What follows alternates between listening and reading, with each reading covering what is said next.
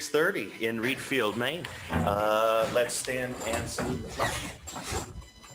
I pledge allegiance to the flag of the United States of America and to the republic for which it stands, one nation, under God, indivisible, with liberty and justice for all. Thank you.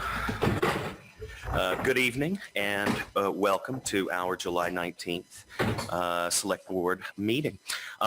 We'd like to go over the minutes for review from our last meeting, June 21st. I would make a motion to approve the minutes as presented from June 21st, 21 in the packet.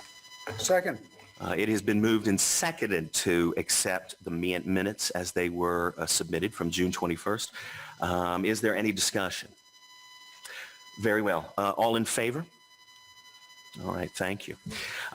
We will now talk about our warrants, 56 and 58. The warrants can be found on the part of the agenda that is indicated in online. Picking up a Ralph? little audio from somewhere. It was the monitor. It's okay. Okay. All right. So let's see. My marching orders were for 56, 57, 58, 1, 2, 3, and 4. So 56 in the amount of $2,891.25 state fees. I would move acceptance of same. I'll second that. It has been moved and seconded to accept warrant 56. Is there any discussion? Very well. All in favor? Carol? We're just approving the warrant? Okay. Very well.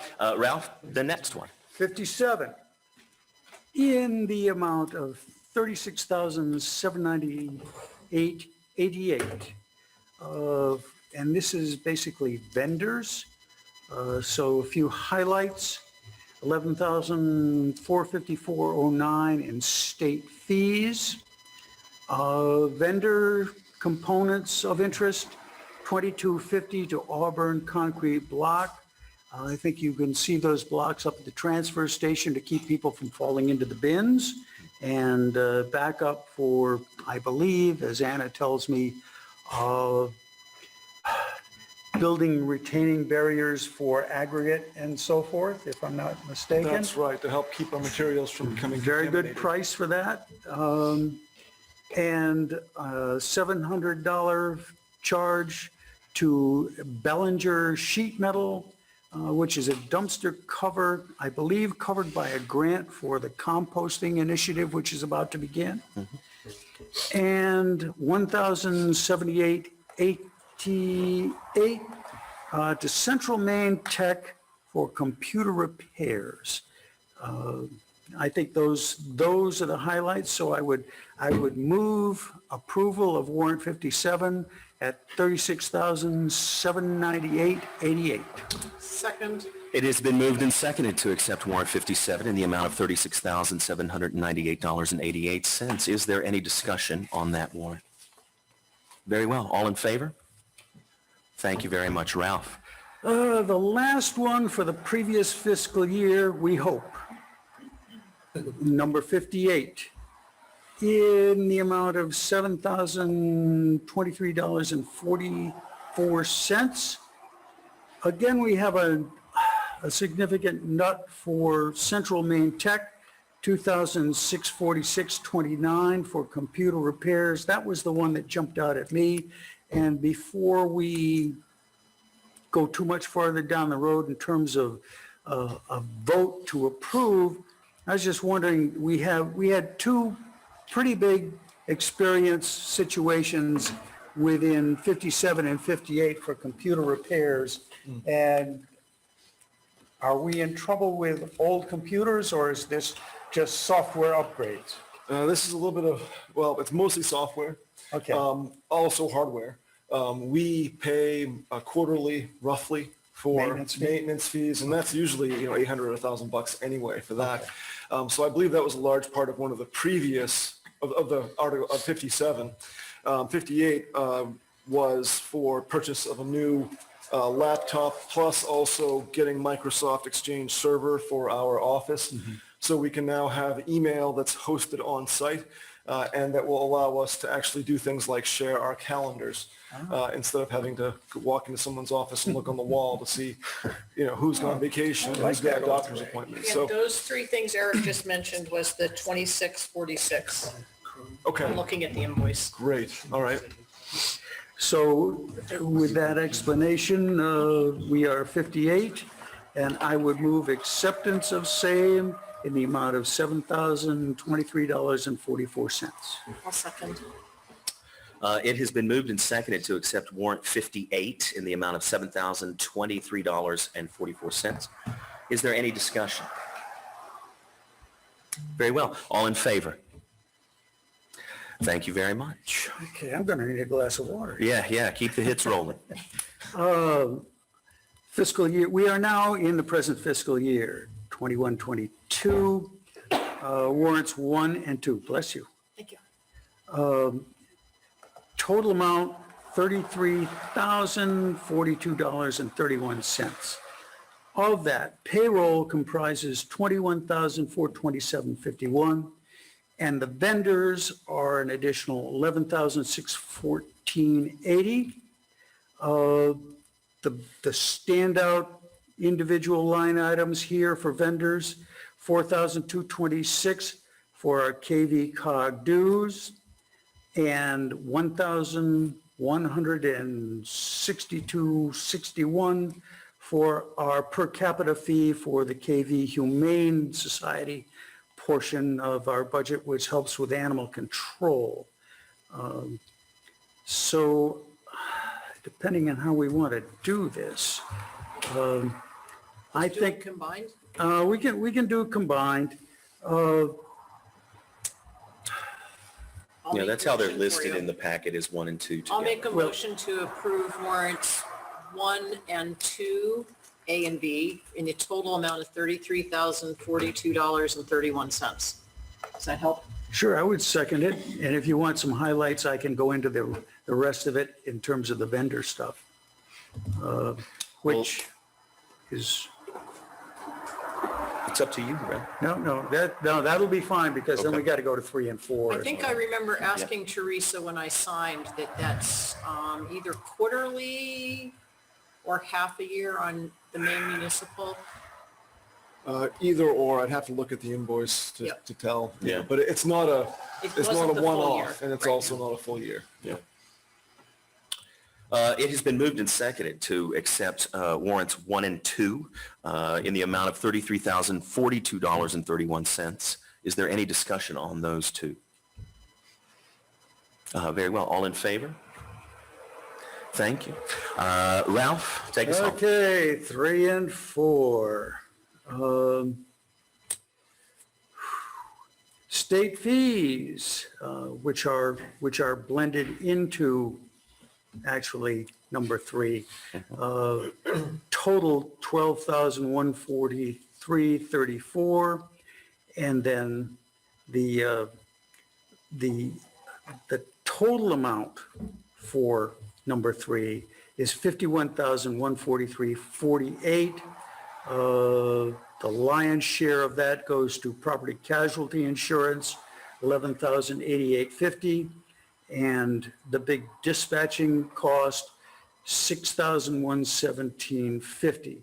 And again, in aggregate, warrant number 3 is $51,143.48. Do you want to combine that with the payroll again? We can do that, but I kept payroll separate, which is $27,916.15, and it is actually listed as warrant number 4, if I'm correct. So And it's in the we packet. probably ought to Yeah. do them separately. It's in the packet as warrant 3 and 4 with a All total right. Yeah. All right. Well, of then, $79,059.63. I'll move. Want a second? sure. Second. It has been moved and seconded to accept warrants 3 and 4 in the amount of $79,059.63. Is there any discussion on these two warrants? Very well. All in favor? Thank you very much. We can Ralph, sign those now, yes? you did a great job. Yep. You wanna do I'll it do first? one and then send it this way. Excellent. All right. Now in the agenda, we have time for select board communications. Does anyone from the select board wish to say something? Well, I do, because I'm going to talk about a couple things. First of all, I just want to say thank you to all of the vendors, all of the folks who have gotten in touch with me about Reed Field Heritage Days. Right now, we are looking at quite an exciting time in Reed Field on Friday, August 13th. Don't let it scare you. Saturday the 14th and Sunday the 15th. There are something going on all three of those days. And you can find out more information if you do the Facebook by going to the Reed Field Heritage Days Facebook page. If you don't worry. If you get the messenger, you can access that because the schedule and also more information will be available there in there. So Heritage Days is looking for volunteers. We only need maybe 6 or 7 folks to help us do parking and things like that. The perks are I will buy you some poutine because there'll be a poutine truck there, but you also get VIP fireworks viewing place, so much so you may get a spark or two. But it should be a pretty great experience for everybody, and we are going to have vendors, makers, games, music. And so it should be a pretty great time. Find out more information in the messenger that's coming out in August, but should be a great time. It's a mixture of music, history, and a good time, all of what I think makes Reed Field a great place to live. So thank you.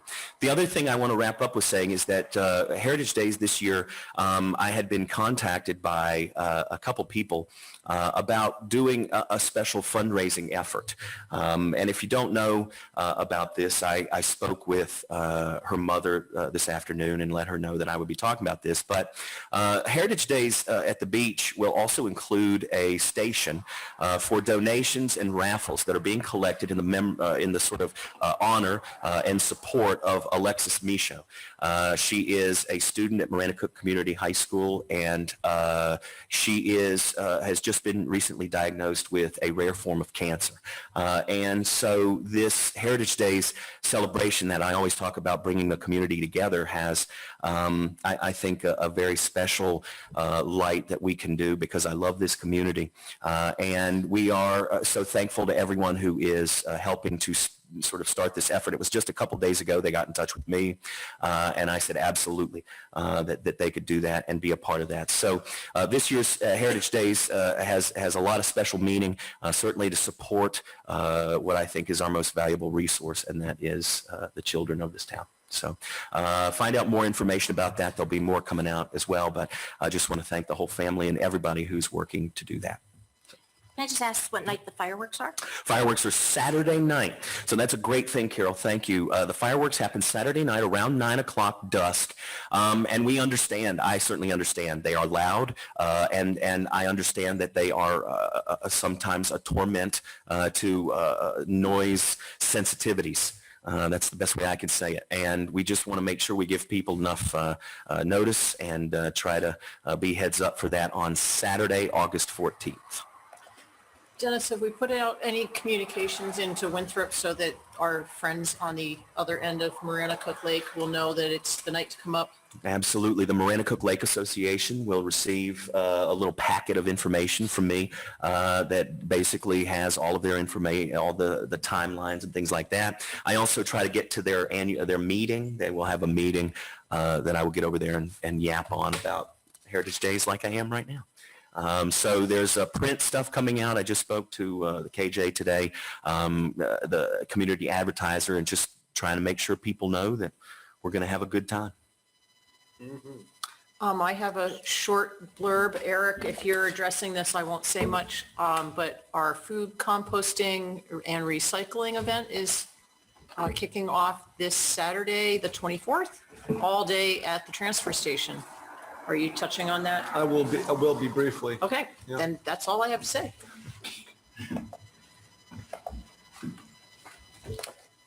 Very well. We will give the floor to Eric for the town staff reports. Okay, thank you, Dennis. I'll start off with maintenance and infrastructure updates. Road sweeping was completed in mid-June. We've had some heavy rains. We do have some areas where some gravel has come onto the road, and we are trying to address that as we can. Also get to the root cause, which is the shoulder being a little bit too high in places. But road sweeping was completed. Shoulder gravel has been applied to most areas where we have had new paving. So that helps with the postal service, helps people getting access to their driveways. But if any of those areas residents find to be deficient, please let us know. We want to make sure that we keep those gravel's good. We want it on the edge of the road, but not in the road. So those two items kind of go together. Our mobile speed trailer was placed on Church Road from mid-June into mid-July.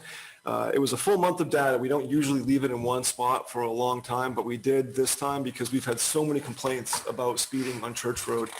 And it was pretty striking how much of an issue it truly is there. We had people that were going over 70 miles an hour in a 25. They're the exception, but we did have regular speed violations. So over 150, for example, around 6 to 7 a.m. In that 1 month period. So that's about 3 a day of people going over just in that one time block. So it just gets to the nature of the issue. We are looking at a number of different safety options for that road. Prime among them is the installation of a sidewalk on Church Road that extends from the existing sidewalk up to the fairgrounds. That will be a tremendous asset and help with safety. It'll also slow vehicles down. We have a kickoff meeting with Maine DOT to get that process started this Thursday. So we're very excited to be working on that and bringing that connectivity to our Main Street and one of our prime recreational resources. The roadside mowing is underway, and as well as light brush cutting and other summer maintenance activities. Moving on to Parks and Recreation, swim lessons have started. I'm very pleased to have that ongoing. It was delightful to be able to walk down to the beach and see the kids getting in the water with our staff and YMCA staff providing just a wonderful community service. We didn't have the registrations we had hoped to, but I'm okay with that. We're going to be teaching kids how to swim, and it's the first year of the program. We were also a little bit late getting things started, so no worries there. I'm excited that we're off and running on that one. We now have the ability to accept online registrations for our youth rec sports programs on the town website. The swim lessons were actually the first of our programs that we were able to do in conjunction with the town website and the same program we use for online tax payments. So those things being together is a good thing. And I'm looking forward to seeing more registrations being able to happen in that way. Just make it a little bit easier for people to sign up because a lot of people are online. And one of the more interesting things that's happened over the last month is that we have received a site plan for this proposed softball field that we had went over a few times in the past, but also was on the warrant this past June.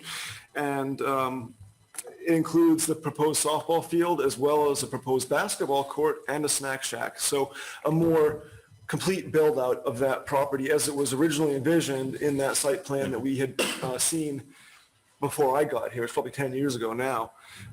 So that's wonderful. It's coming along. We are going to be moving ahead with permitting in conjunction with engaging some of our other stakeholder groups, including other boards and committees, neighbors, the public, all of that, as well as starting the fundraising process. So those things are going to be happening more or less in tandem. Moving on to the transfer station, this is where the really exciting stuff is. We expect the point of sale system to be up by the end of this month. That's the ability for us to take online, or not online, but digital payment methods. So we'll be able to take cards and track all of our cash electronically. The transfer station has been a little bit slow the last couple of weeks because we've had vacations and some unforeseen staff shortages. So I just wanted to thank the public for their patience up to this point and going forward as we deal with some of those staffing shortages. We've been able to keep the place running. It's not always been the smoothest, but I appreciate folks' patience with that. The Hazardous Waste Collection Day, that was fantastic. We had more people than we've ever had. We collected more waste than we ever have, and we were able to do it with less of an impact on the facility. So we kept regular operations flowing. We had a schedule. It went exceptionally well. I want to thank the Solid Waste and Recycling Committee, Catherine particularly, for her role in that, and also Ken Mason for showing up and spending the half of the day there collecting drugs for us so that we could take really everything that people brought in and not have to turn anybody away with their waste. So that was phenomenal. And then we have the official launch of our compost program happening this Saturday, the 24th, 8 to 4. We are having a ribbon cutting ceremony for our compost bin. It's a 2 cubic yard metal bucket that'll hold hundreds and hundreds of pounds of compost. It's going to be a sloppy mess, but we are excited to be doing it because it's going to help save us money on what we send off out of the facility, have some positive environmental impacts as well. But we're doing the ribbon cutting at 10 o'clock, and I'd like the select board to be there if you are at all available, because this is a big town endeavor. And it wouldn't have happened without the support of the board over the years. We will have representatives from Maine DEP there, either Paula Clark or Mark King, or both, to speak. We'll also have a statement from Senator Craig Hickman, who is a farmer and has a lot of interest in this as well. So that's exciting. So that's 10 o'clock. Throughout the day, we're going to have a booth with information and the ability for folks to sign up to get free compost bins for their backyard, or a full free compost container, like a trap wire compost apparatus. It's a really nice tool for composting. With that one, we are asking folks to take a small training to learn how to use it so they can compost effectively in their backyard without having vectors and odors and those things that are not so appetizing. But if it's done properly, you can make that happen.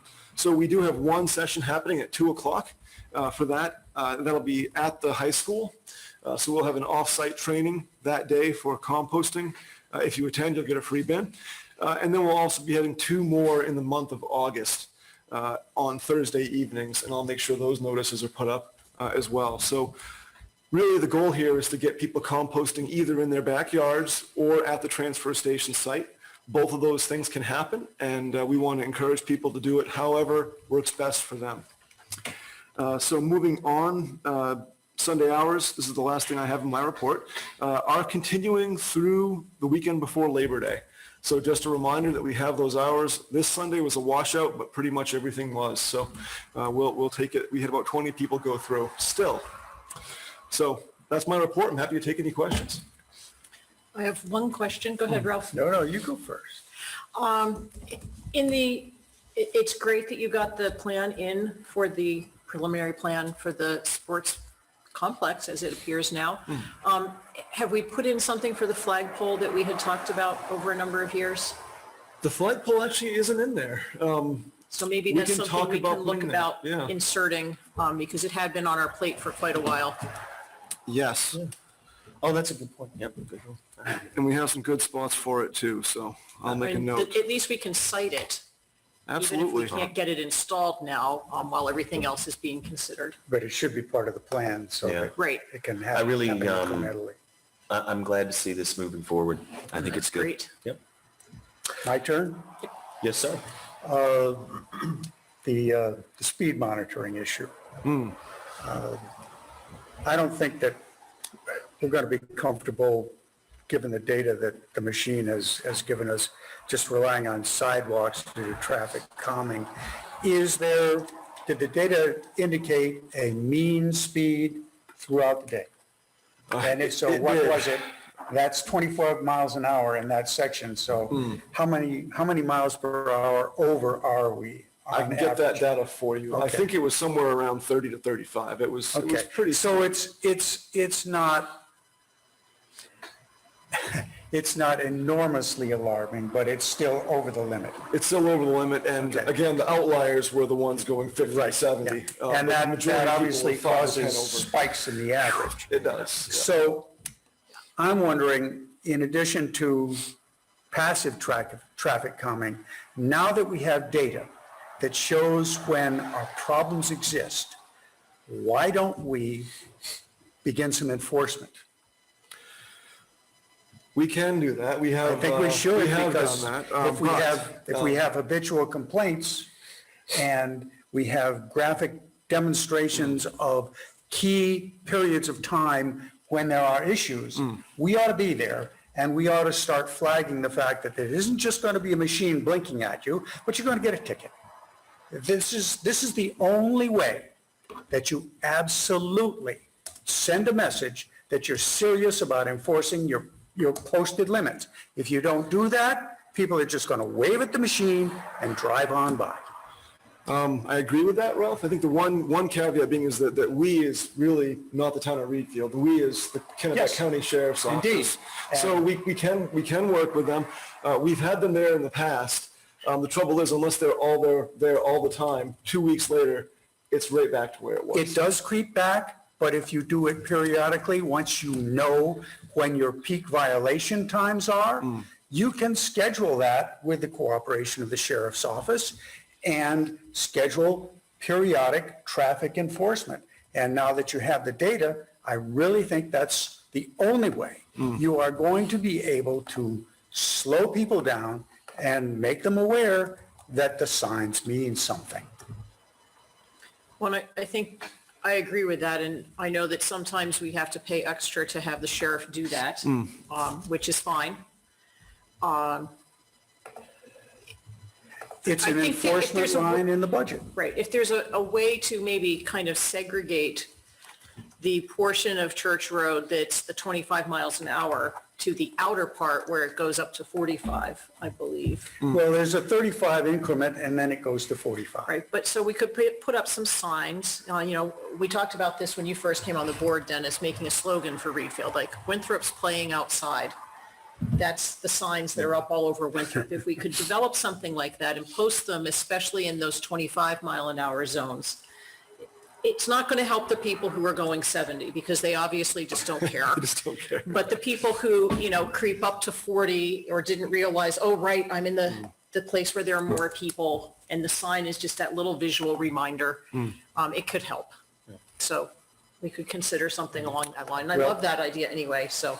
I'm going to be a forceful advocate for real traffic enforcement because signage does not work. I have experience in this in the past, and the bottom line is you put that machine up and it flashes at people for a month. That is the signal that there is enforcement to follow, and it should follow.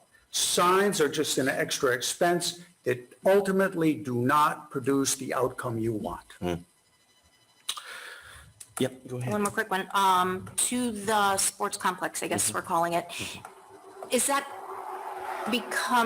going to be funded mostly by donations? Do you think it kind of precludes my being on the board? So I just was curious. I think Sean is the person who can Sean's answer the guy to that. answer that. So the initial funds have been donated from the rec board's reserve funds to get things going. And we had a fundraiser during February break. We held an ice fishing derby, youth ice fishing derby, to start kicking off our fundraising efforts too. So I think now that we're really into the plan stage, when we do fundraising, we won't have much in the way of issues raising it. So, and we've also looked at a couple of different grants that we're able to access. I keep trying to say Oakhurst. Maybe it is Oakhurst. There's a really great one that we're looking into right now that might help with a lot of that too. Is this all through donations or is there a town portion? There's no town portion Okay. right now. There's nothing in the budget from the town. Okay, because I know the high school has been fundraising for its big, huge upgrade to the sports complex at the high Pavilion, school. yeah. And they've been actively doing it for quite a few years and it's been really tough. Yeah. So almost seems like almost a competing, not competing, but we're kind of looking at the same pool of donors for kind of similar things as for activities for the young. So just putting that out there that it's been really hard getting that underway. Isn't the high school stuff though for like bathroom cooking sort of facility They're area? upgrading the track. They're also putting lighting in some of the cross-country skiing areas. It's not specifically for baseball or basketball or softball, but it's upgrade to the sports complex at the high school, which I think more people in the town is like our high school really should have bathrooms, flushing toilets, you know, and good quality. When you go to some of these high schools, you're just kind of floored with their sports complex, and that comes from funds from the town predominantly, or the taxes. And so I think there's just, you know, a desire to kind of upgrade some of the things over there. But it is the concession stands, flushing toilets, an upgrade to the track, an upgrade to the terrain for, I believe they also use it for maybe cross-country races, but also for skiing. Yeah, I think the big difference with the two projects is these are upgrades. This is beginning. We don't have an outdoor hoop in town. There are people that have just put outdoor hoops up in their houses. Yeah, You know, there's places all over town where grandparents have just put courts in. So we've heard a lot of people say, I'd rather have this everywhere. So I think there's a bit of a difference with those projects, and that's the support we've had so far, just at rec at that level. And when we built the original field down there, we had a lot of in-kind donations, and I think when you presented that to the board last year, we were hoping for some of that. Yep. Yeah, there's, as in the work, getting the work done. Is that what you're talking about? Like Right. people helping move the dirt, people? Right, and, Yep. and not billing, but it's still part of the overall cost. Right. Or billing their cost rather than their cost plus profit. Right, yeah, and there's a lot of that conversation happening as well, so that Great. donation of time, labor, that sort of Seems like the work that's gone into this prior, in all the years leading up to this is really paying off. Yeah, and I don't remember where we went, but I thought the flagpole was meant to be next to the sign. And I thought that's why the sign, the space where the Key Memorial Field, where it says Key Memorial, there was supposed to be the flagpole in that spot. So I think that is in the plans. See, now I remember it being more kind of in the center and it kind of going off on either side, but you know, the Okay. major donor to the Keene Memorial Field is sitting here, part of the Keene family. If I remember correctly, the flag area was supposed to be up by the parking lot. More of an entrance feature. Right. I don't think we actually ever cited Okay. it specifically because we never fundraised. The first plan anything, was so- just a concept plan, if I could just Right. jump in. So I think that there is some flexibility there. But this is an exciting project. I will say that I believe that we did put in, I think, $5,000 for engineering and design work to help spur and facilitate the planning phase so we could get to the fundraising component. So I think there is a little bit of town money involved. I'd have to look back at the budget, but I think it was around $5,000, with the overall project being in the range initially estimated about 50,000. So And is this something we could look at using our ARPA funds for?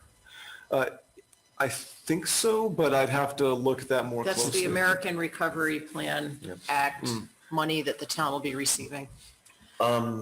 If we have finished discussion on this? Yep, All we're right. behind Then by yes, 10 minutes. Yes, we certainly are. Or I'm going 15 to actually. speed us up. Eric, go ahead and give us your treasurer's report, please. All right, I'll try to move through this quickly. June's one of those tricky months, but check reconciliation was completed through June 30th of 2021. Our accounts are in balance. We did have some additional journals beyond what we normally have, correcting journals, but that's not unusual for the month of June to have things where we clean up at the end of the year. So you'll see a few of those in our journal entry log.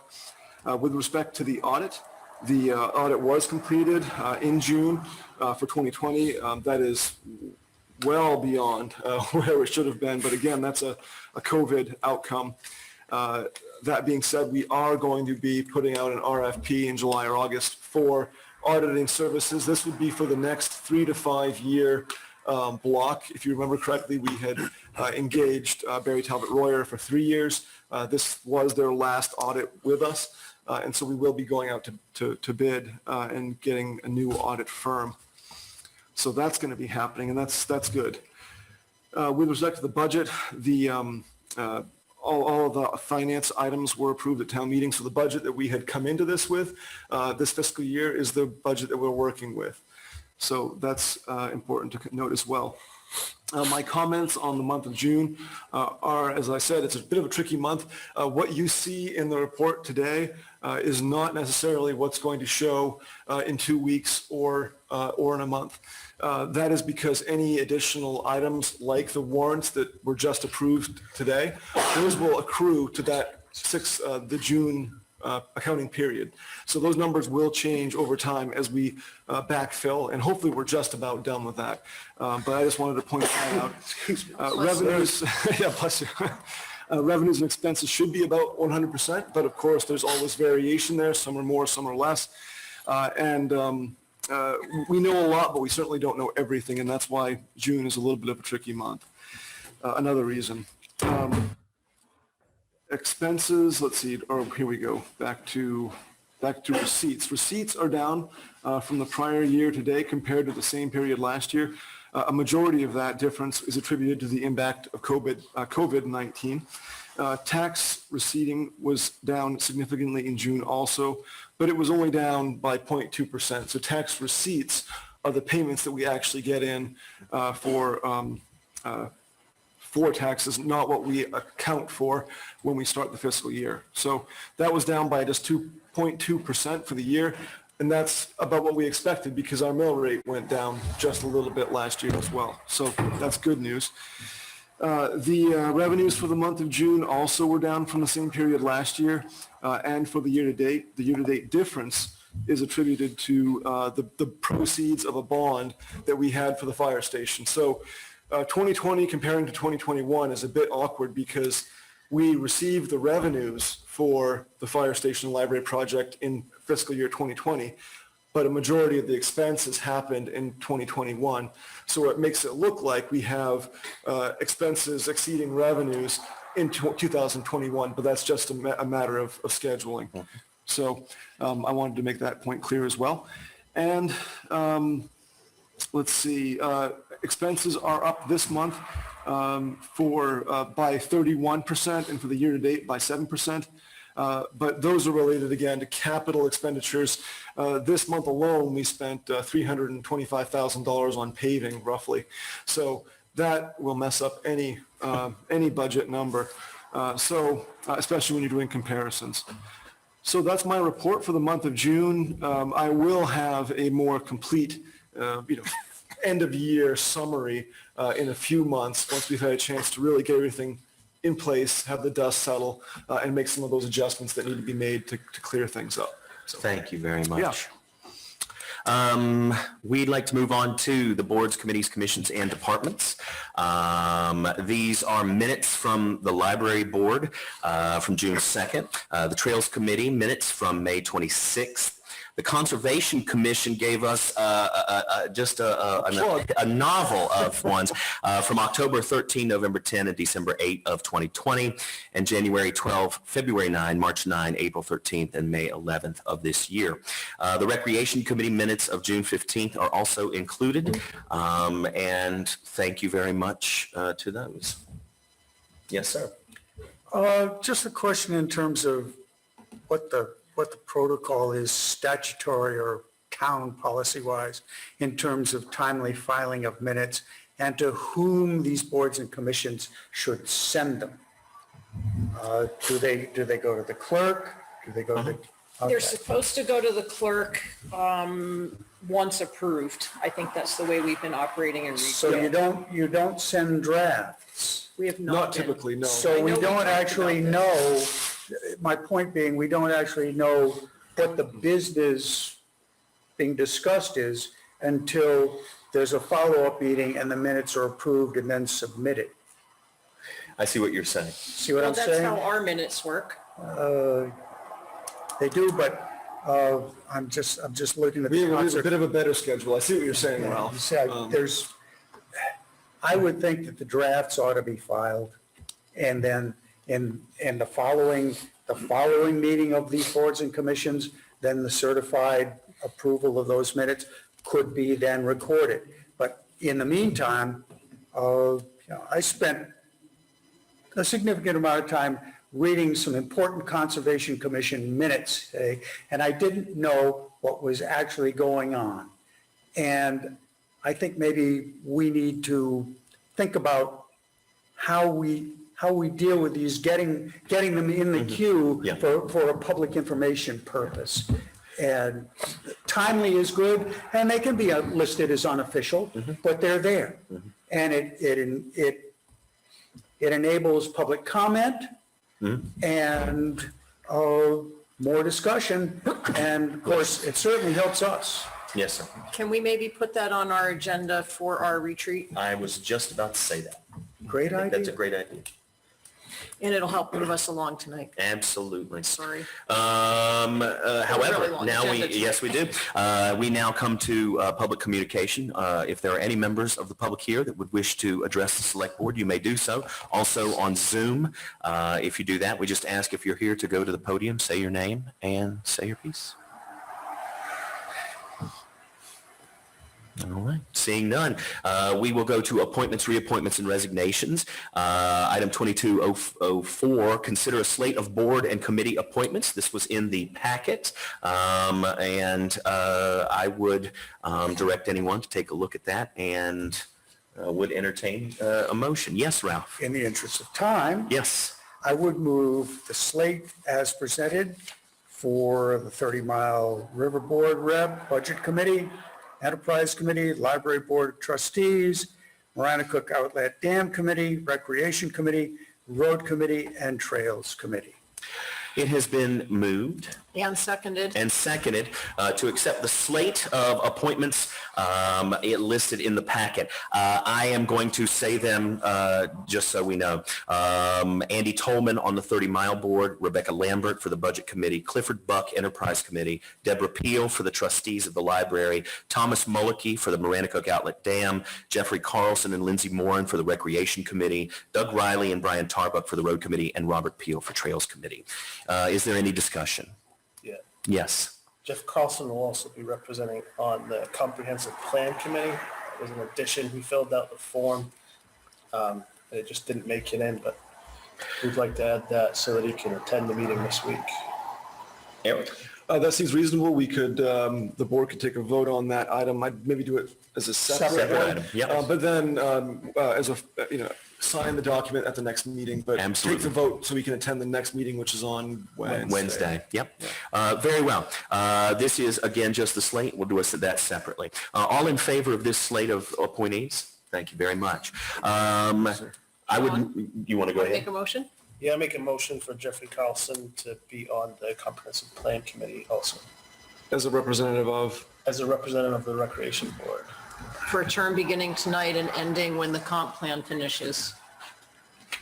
Okay. We did receive that downstairs. You did receive it. Okay. It's all downstairs, ready to be. So then let's Perfect. go ahead and vote. Is there a second? I'll second. It's been moved and seconded to accept Jeffrey Carlson as the Rex Committee representative on the Comprehensive Plan Committee, pending, obviously, now that we have his stuff. Is there any discussion? All in favor? Very well. Thank you very much. Can we have the warrants come back this way, please? Yeah. I'll trade you in a minute. I'm going to send something else down here. Very well. We are going to now consider the appointment of Shireen Gilman as the Registrar of Voters. I'll make a motion to approve Shireen Gilman as the Registrar of Voters through June 30th, 2022. The second. It has been moved and seconded to accept the appointment of Shireen Gilman as the Registrar of Voters. Is there any discussion? All in favor? Thank you, Shireen, for your service. The next item on the agenda is consider a Select Board Liaison appointment to the Age Friendly Committee. Can I back us up for a quick second? Certainly. I gave the wrong expiration date on that last. Okay. How do we want to do that? Do we have to undo that and redo it? which one? For Shireen Gilman. I said the ending date was June 30th, but it's actually January 1st of '23. Boy, I don't know. That's a parliamentarian type question, but Well, I think we can probably just correct it. I think what we'll do is let's do a second vote. I'll make a and- motion to, Hang on just one second. You guys understand what we're doing? Yes. Okay, just to make sure everybody's on the same page. I'll make a motion to approve the appointment of Shireen Gilman as registrar, not ending on June 22nd, June 30th, 2022, but ending on January 1st, 2023. Second. It has been moved and seconded to redo this appointment for Shireen Gilman with the correct dates as listed as Registrar of Voters. Is there any discussion? All in favor? Very well. The Caught motion that. carries. Good job. Excellent. I always think revoting is always good. And last, we go to, continue to 2206, consider a select board liaison appointment to the Age-Friendly Committee.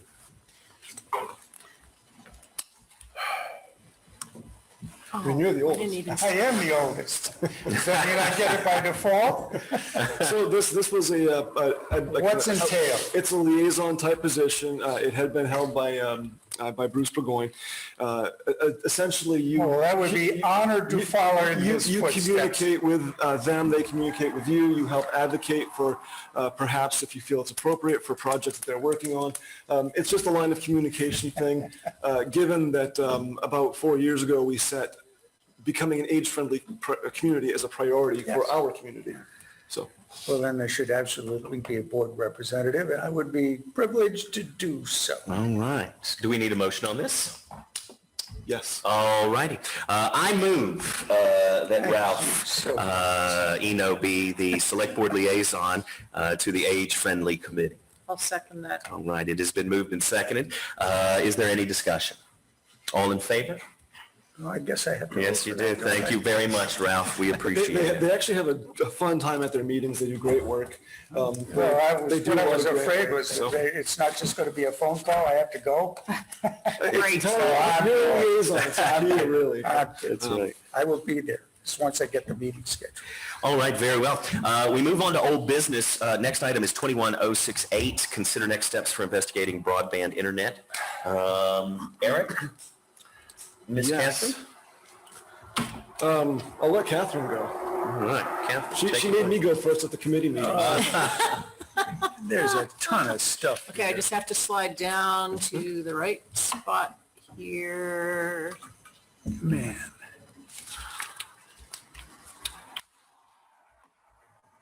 Isn't this coming up later in the agenda? Well, so we, that's right. Yeah, so this isn't that full packet. This is just a discussion item of where we are with the WKLCBA and things like Yep, that. just a check-in. So I'll start. Yeah. In essence, the WKLCBA, the Western Kennebec Lakes Broadband Association, we've been in existence for probably close to 4 years now, and have been working collaboratively as a group of towns. We were 5, we still have 5, but the town of Leeds has kind of stepped aside as being an active participant, and they're pursuing an independent municipally owned fiber network, fiber and cable hybrid, but primarily fiber is what they're working on. And so the other 4 towns have been meeting regularly. We are in process of forming a proper utility district to manage this, like the Augusta Water District or the Winthrop Water District, to manage a broadband public utility. That is something that we'll be discussing further. But as far as the process goes with the WKLCBA, we are interviewing attorneys this Thursday to assist with the development of the utility district agreement, which will be something of a hybrid perhaps between an interlocal agreement and a proper, formal utility district. So we are making good progress. Once that's formed, we likely will be proceeding with a request for proposals for the design phase of a fiber network. This is just to identify telephone poles and some of the engineering requirements that would be necessary to do this work. So no matter who does it, where it gets done, when it gets done, we have to have that base data, whether it's a municipal network or a private network. So it seems to be a good investment for heading in that direction. And the group is moving pretty well together now towards that end game. The main purpose of this is to be in a position to accept the hundreds of thousands, if not millions of dollars in federal assistance that's going to be coming out and has already started to come through for broadband network development. So that's the why, something of the how, and more or less where we are in that process right now. Locally, we have some work happening with our broadband committee. They support this direction, but are also looking at the short-term side of things and hoping that perhaps we will be able to fill some of our gaps with fiber and use spectrum under the current contract we have with them, which is in effect but has been expired for about 11 years, I think. It's been a heck of a long time. We are also looking at the possibility of renegotiating a franchise agreement with them.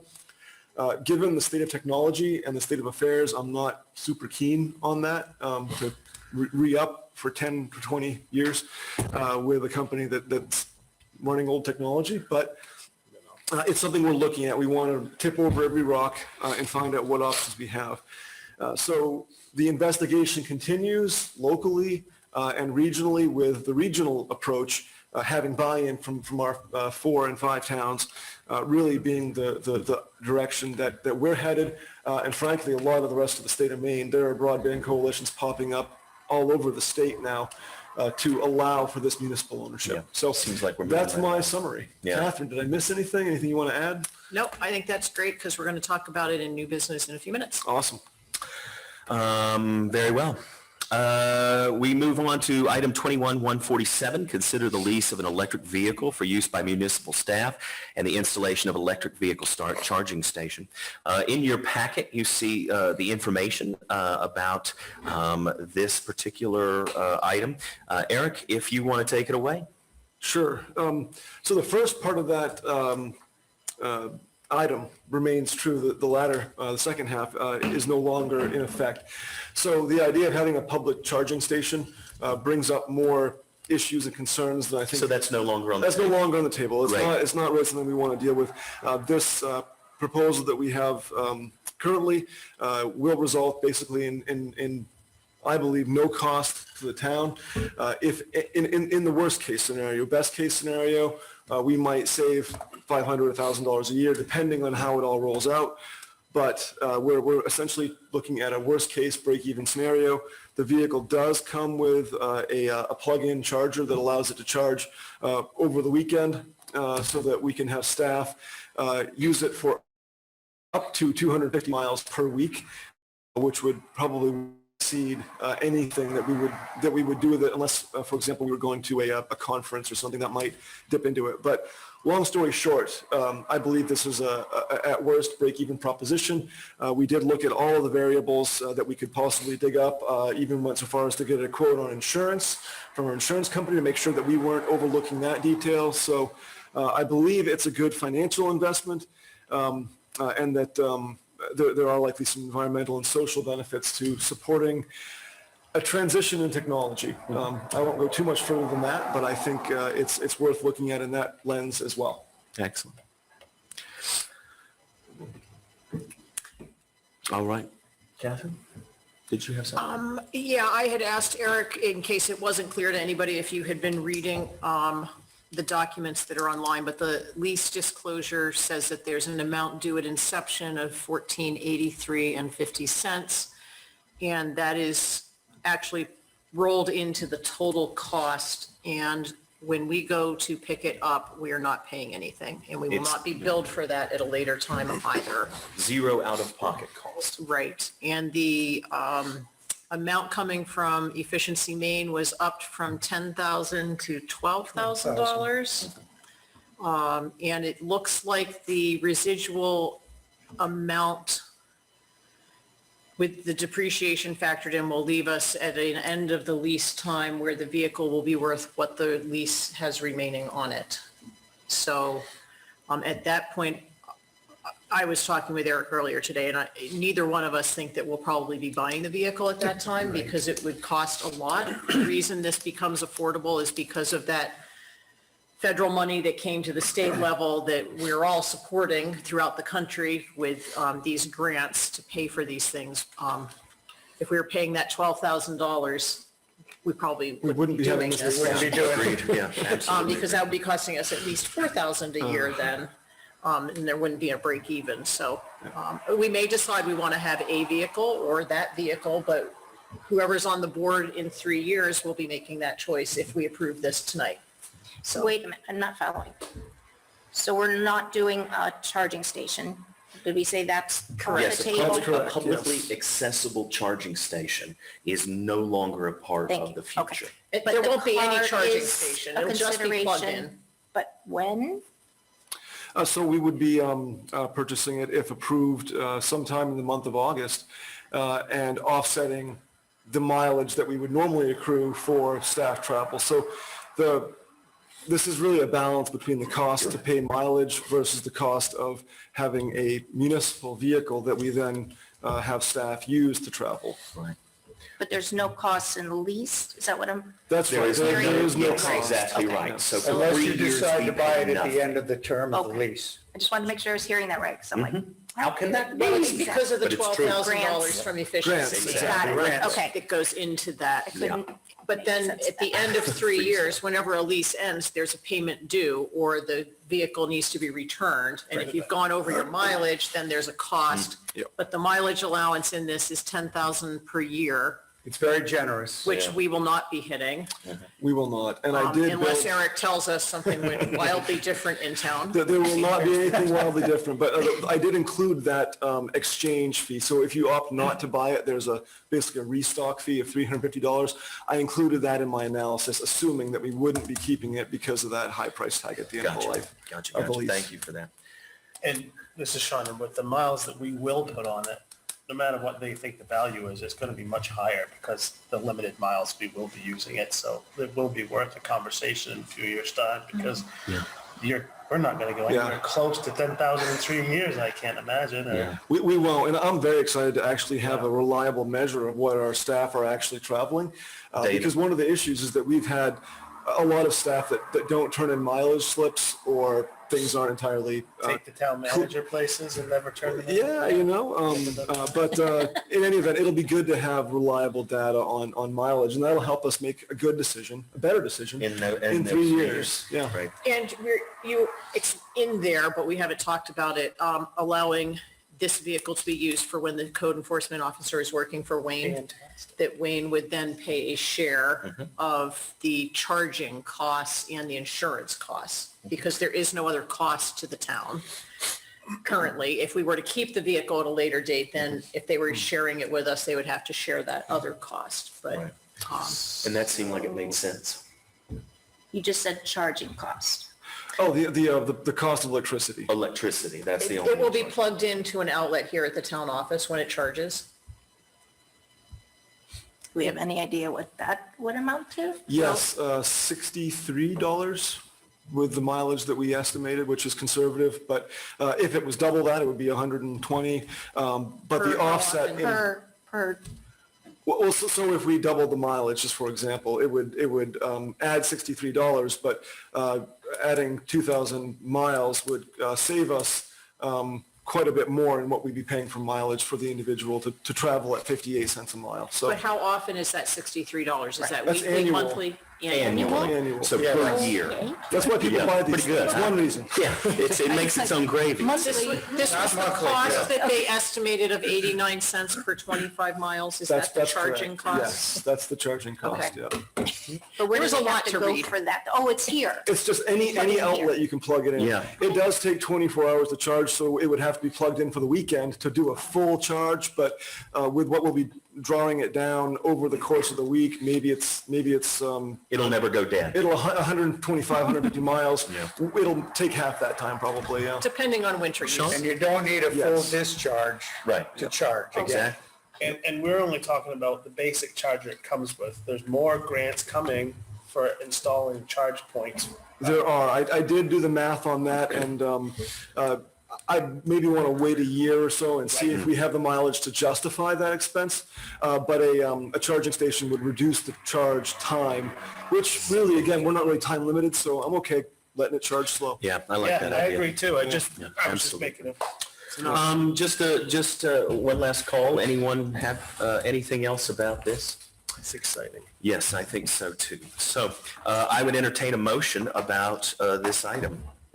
I make a motion that we proceed with the purchase of The lease. The lease. the lease.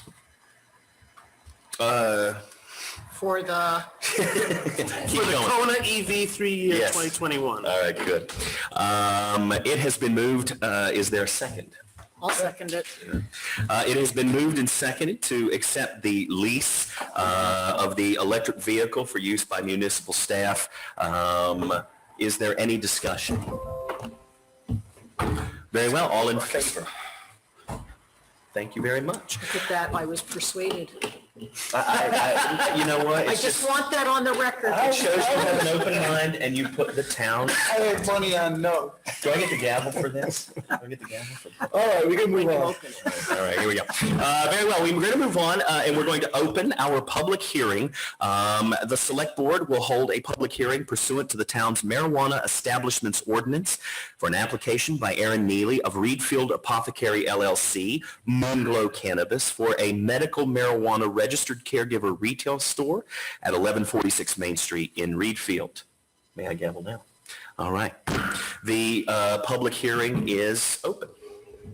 Eric? Oh, I'm not the public. oh, sorry. I didn't know if there was something you I had to believe the say. applicant is hanging around? Yes, absolutely. This is the time for the public to make any, Any discussions, any or have any discussion, questions? ask If you have questions. anything and about then that? The select board has an opportunity once the public hearing is closed. Yep. All right. Anybody on Zoom want to? Yep. Do we have any Zoomers, Bill? Just Chip Stevens. Oh, he's the code enforcement officer. Yeah, he's here for Thank you, Chip, for questions, being here. if anybody has any, or maybe to fill in later, but yeah. Very well. Then the public hearing for this is over, and we move on to new business. 22007, consider the issuance of a marijuana establishment license for Aaron Neely of Reedfield Apothecary LLC, Moonglow Cannabis, at 1146 Main Street in Reedfield. The application was in your packet. Aaron is here. Do you want to give a summary, Aaron? or- Yeah, Aaron, if Yeah, if you, we could have a summary, Yep. and then I have some questions. I would just ask if you'd step up there, say your name, Aaron. Thank you very much. Appreciate it. Hi, you guys. Thank you. Aaron Neely. And the application before you, yeah, it's my application for a retail caregiver store at 1146 Main, which you may know as the Emporium, although it would only be the brick facade building, which is really an attached room of 1146. That would be the store location. And the other parts of what people know as the Emporium will remain as it is. And so this is following the vote last June where the town voters basically approved a list of activities, and retail caregiver, medical caregiving, retail store was on the approved list of activities. So it's been a little over a year, but looks like it could be happening, and I certainly hope it does. And let's see, it won't be, well, this would be sort of only for people with medical cards. So it's not, a recreational store. Looking to be open, it's kind of regular business hours. And I don't know, I welcome any suggestions from people if there's something they'd like to see or Well, Aaron, we not might see. have questions. The select board, after looking at the application, if anyone has any questions about the application or what Aaron's proposal is, might be a good time for that. I guess I'll start. I would like to see some more diagrams submitted. Not necessarily just for my own knowledge, but because I know a lot of the answers to these things, but I think to make the application more complete for anybody else who's looking at it, there were a whole bunch of questions listed. I think it's on page 2, section 3, the application checklist. It's on page 3. And you answered them all correctly, I believe. But it says the distance of the property on which the proposed establishment is located to the property line of the nearest public or pre-existing private school. I think it would be useful just to have something that states where the schools are in relation. You know, when we get the liquor license application from the Weather Vane, they state how far away they are from the nearest school, which is Marenica Community School. So it informs the public that we have an idea of where it's located in town. Okay, wait, so are you proposing an amendment to the application itself? Yeah, an inclusion? Or, I mean, to the Town of Reedfield Establishment License Application? Well, Right. it's just, it's, how it's phrased there is a yes or no question. So I just wasn't sure. I don't know if it's yes or no, or if it's a checklist. Oh, okay. I'm not exactly sure what we were looking for there, because it doesn't say yes, no, check, leave blank. So anyway, I'm being very particular, but I think it's important because this is a regulated business that we do that. And the same thing for the nearest church. And then under the security issues, I didn't see anything in the drawing that showed where any of the, I want to make sure that I get to your drawing here. Let me just slide down. In your retail space, there's nothing there that says where you're going to have locked cabinets, the safe, display cases, cash register, credit card machine, et cetera. It doesn't show any locations for security cameras. So I think that that's information that's missing. Now, I have concerns about, this looks like it's a single building. I'm trying to read this. It does say to locked door access to rest of building. It's only showing a building on one side, and I believe there's a building on each side. Is that correct? So when you say building, are you saying, what are you saying with building? I mean, there's buildings actually all around that building. No, I mean connected, because you said this is the middle building of the three. No, sorry, it's the brick facade, which if you're kind of facing it from the front, I guess, is all the way to the right. And then there's a little outdoor covered patio before you get to that third structure, right? Which is a separate address. Right, it's a separate address. Okay, and those buildings are not connected physically, No. upstairs or downstairs? No, ma'am. And is this retail space connected to the building on the corner physically? It is. Yes, it is. Yes, that's why there'd be like a physical barrier in the form of a locked door, a deadbolted door. So it's a dead bolted door into a separate residence or establishment? Yeah. Yeah. Okay. I mean, I think that's, as far as the location of cash registers and display cabinets and stuff, haven't actually really decided that stuff yet. I mean, the locations of the cameras and all that stuff. I mean, that's, really stuff at the end of the day. I don't want to put it in the application because as I understand, if you put it in the application, that's what you're going to do. And then you'll have to do this again if there's going to be any changes to it.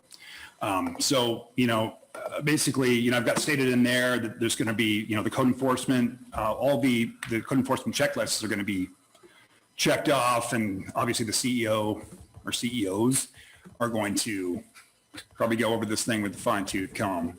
So I And thought the planning board approval is in here too. Oh, right. With 5 conditions. Yeah. Right.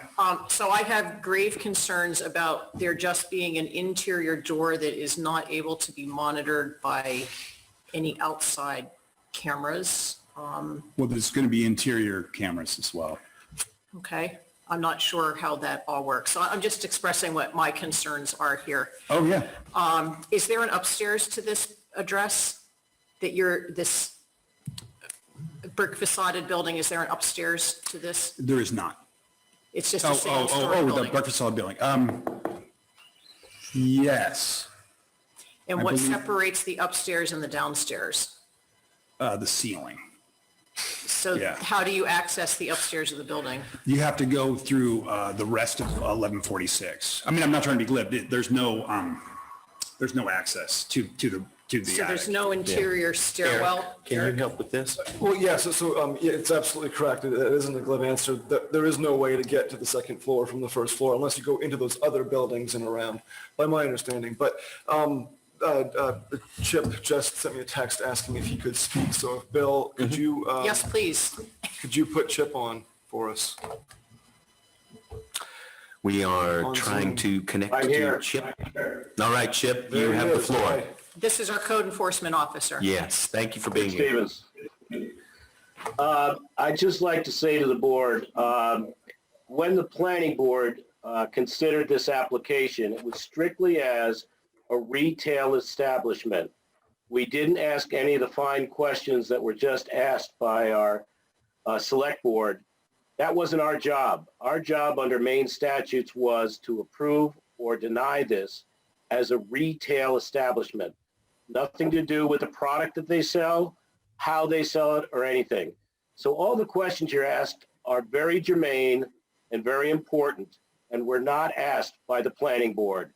We, under our jurisdiction, only discuss this as a retail establishment, which it is. So I just want to make that clear. Okay. Thank you, Chip.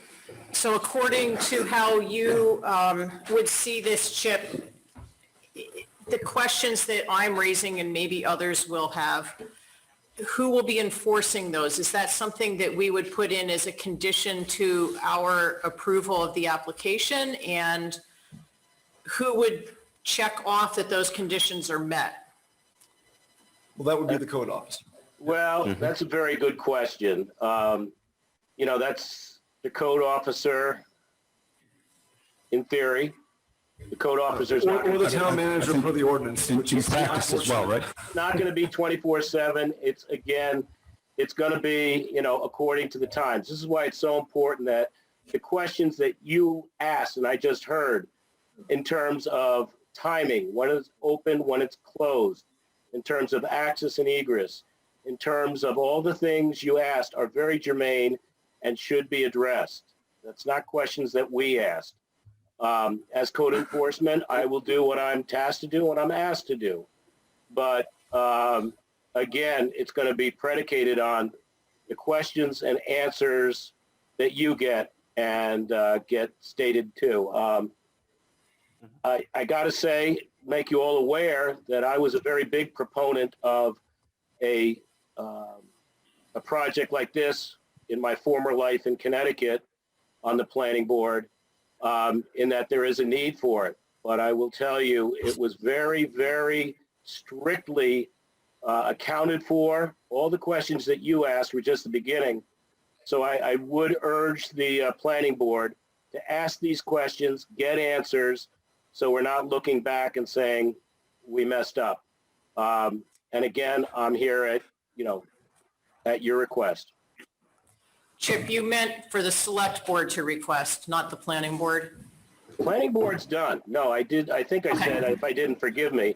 But this is the select board's time to ask these questions under the Maine statutes and our ordinance. They haven't been addressed. It's the point I wanted to make.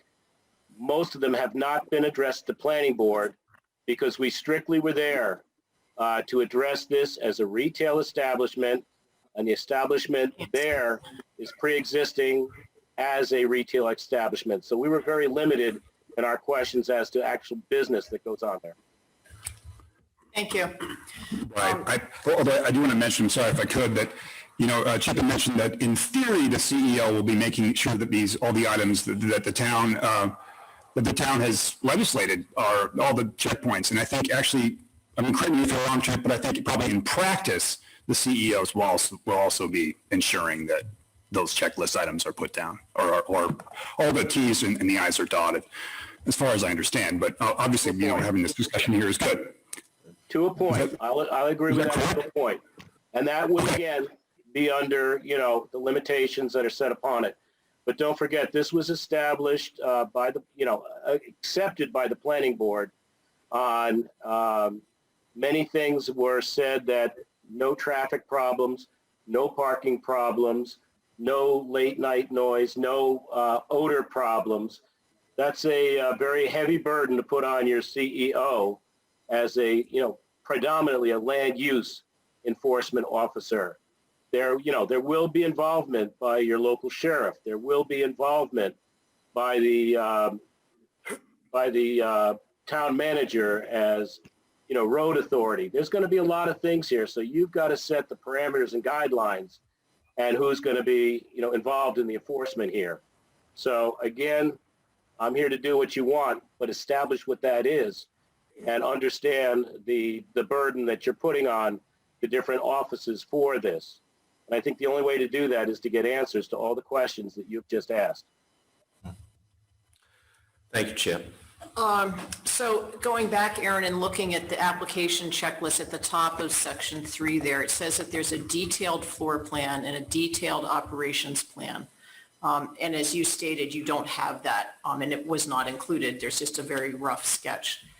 So that's something I need to see as a select board member on things like in section 4, it says where the safe or a safe case or room secured with a key code, where the exterior lights would be. You did put the deadbolts on the drawing, so that's good. But it doesn't show where there are windows. So I guess what I'm saying is I think there are a bunch of things that I need to see that I think probably what we want to do as a board is for the rest of us to have that discussion together tonight, and then work with Aaron over the next couple of weeks to get those items put together so that we can reconsider this at our next meeting. And if all of those things have been shown, of course, subject to, as you said, I'm not proposing we do anything that's unreasonable. Like, oh, you said you were going to have your cabinet here and now you've moved it to the left 6 inches. I'm not going there. But just the kind of idea of, are you going to have cases all around the windows? Are you going to have one case? Okay. I mean, that type of thing. Right. I guess, I totally appreciate that, guys. It's just, there's questions about, I can totally see, where the, the light's located, where the, the security camera's located, but, that makes a lot of sense to me. But then when we get to where's the register located and what color are the drapes, I know you didn't ask that, but that's, those are just not going to make any difference to anybody. Like the location of the register. Well, I'm not trying to be, Let me ask this, Aaron, if I can. What do you think your operating hours may be?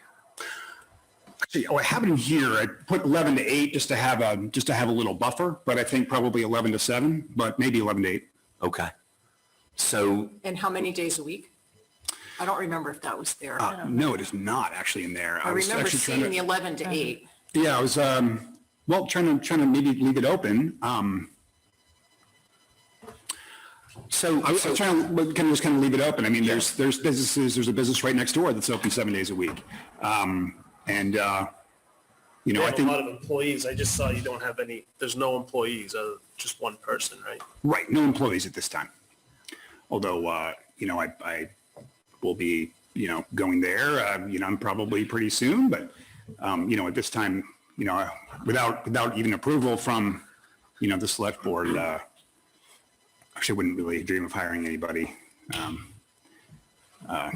Because this is more of a mom and pop situation. I'm not a big corporation or anything. So, Ralph has his hand up when you're done. Ralph, go ahead, please. With respect, I think the plan lacks the necessary specificity in terms of secure areas, ventilation, cameras, and lighting for us to proceed any further tonight. I think those are areas that definitely need to be addressed in more detail. This is the first application that has come to us, and we need to do it right, and we need to set the parameters for the discussion for future applications. And I don't feel comfortable blessing it as it stands. Sure, I appreciate that, Ralph, I do. I mean, the reason why I left a lot of this blank is because, like, I guess I just didn't anticipate it, but, you know, in retrospect, I could have just jotted down, here's a camera, here's a camera, here's a camera, and, you know, is that going to be good enough? You know, here's a window, here's a case, here's a register. Is that essentially what we need here? I'll tell you what I I need. think you need to work to define these areas, and I hate to throw Chip under the bus here, but I think you need to work with a code enforcement officer to make sure that those concerns are appropriately addressed, because ultimately, the approval is, we're not going to do anything, I don't think, unless the code enforcement officer says, yes, you have met the requirements as outlined by the state and our local ordinance. So once that happens, I think we would be more than happy to bless it. But as it stands right now, I'm not sure that, you know, a floor plan like this that shows a camera here, a camera there, and secure areas is going to be sufficiently detailed to meet our concerns.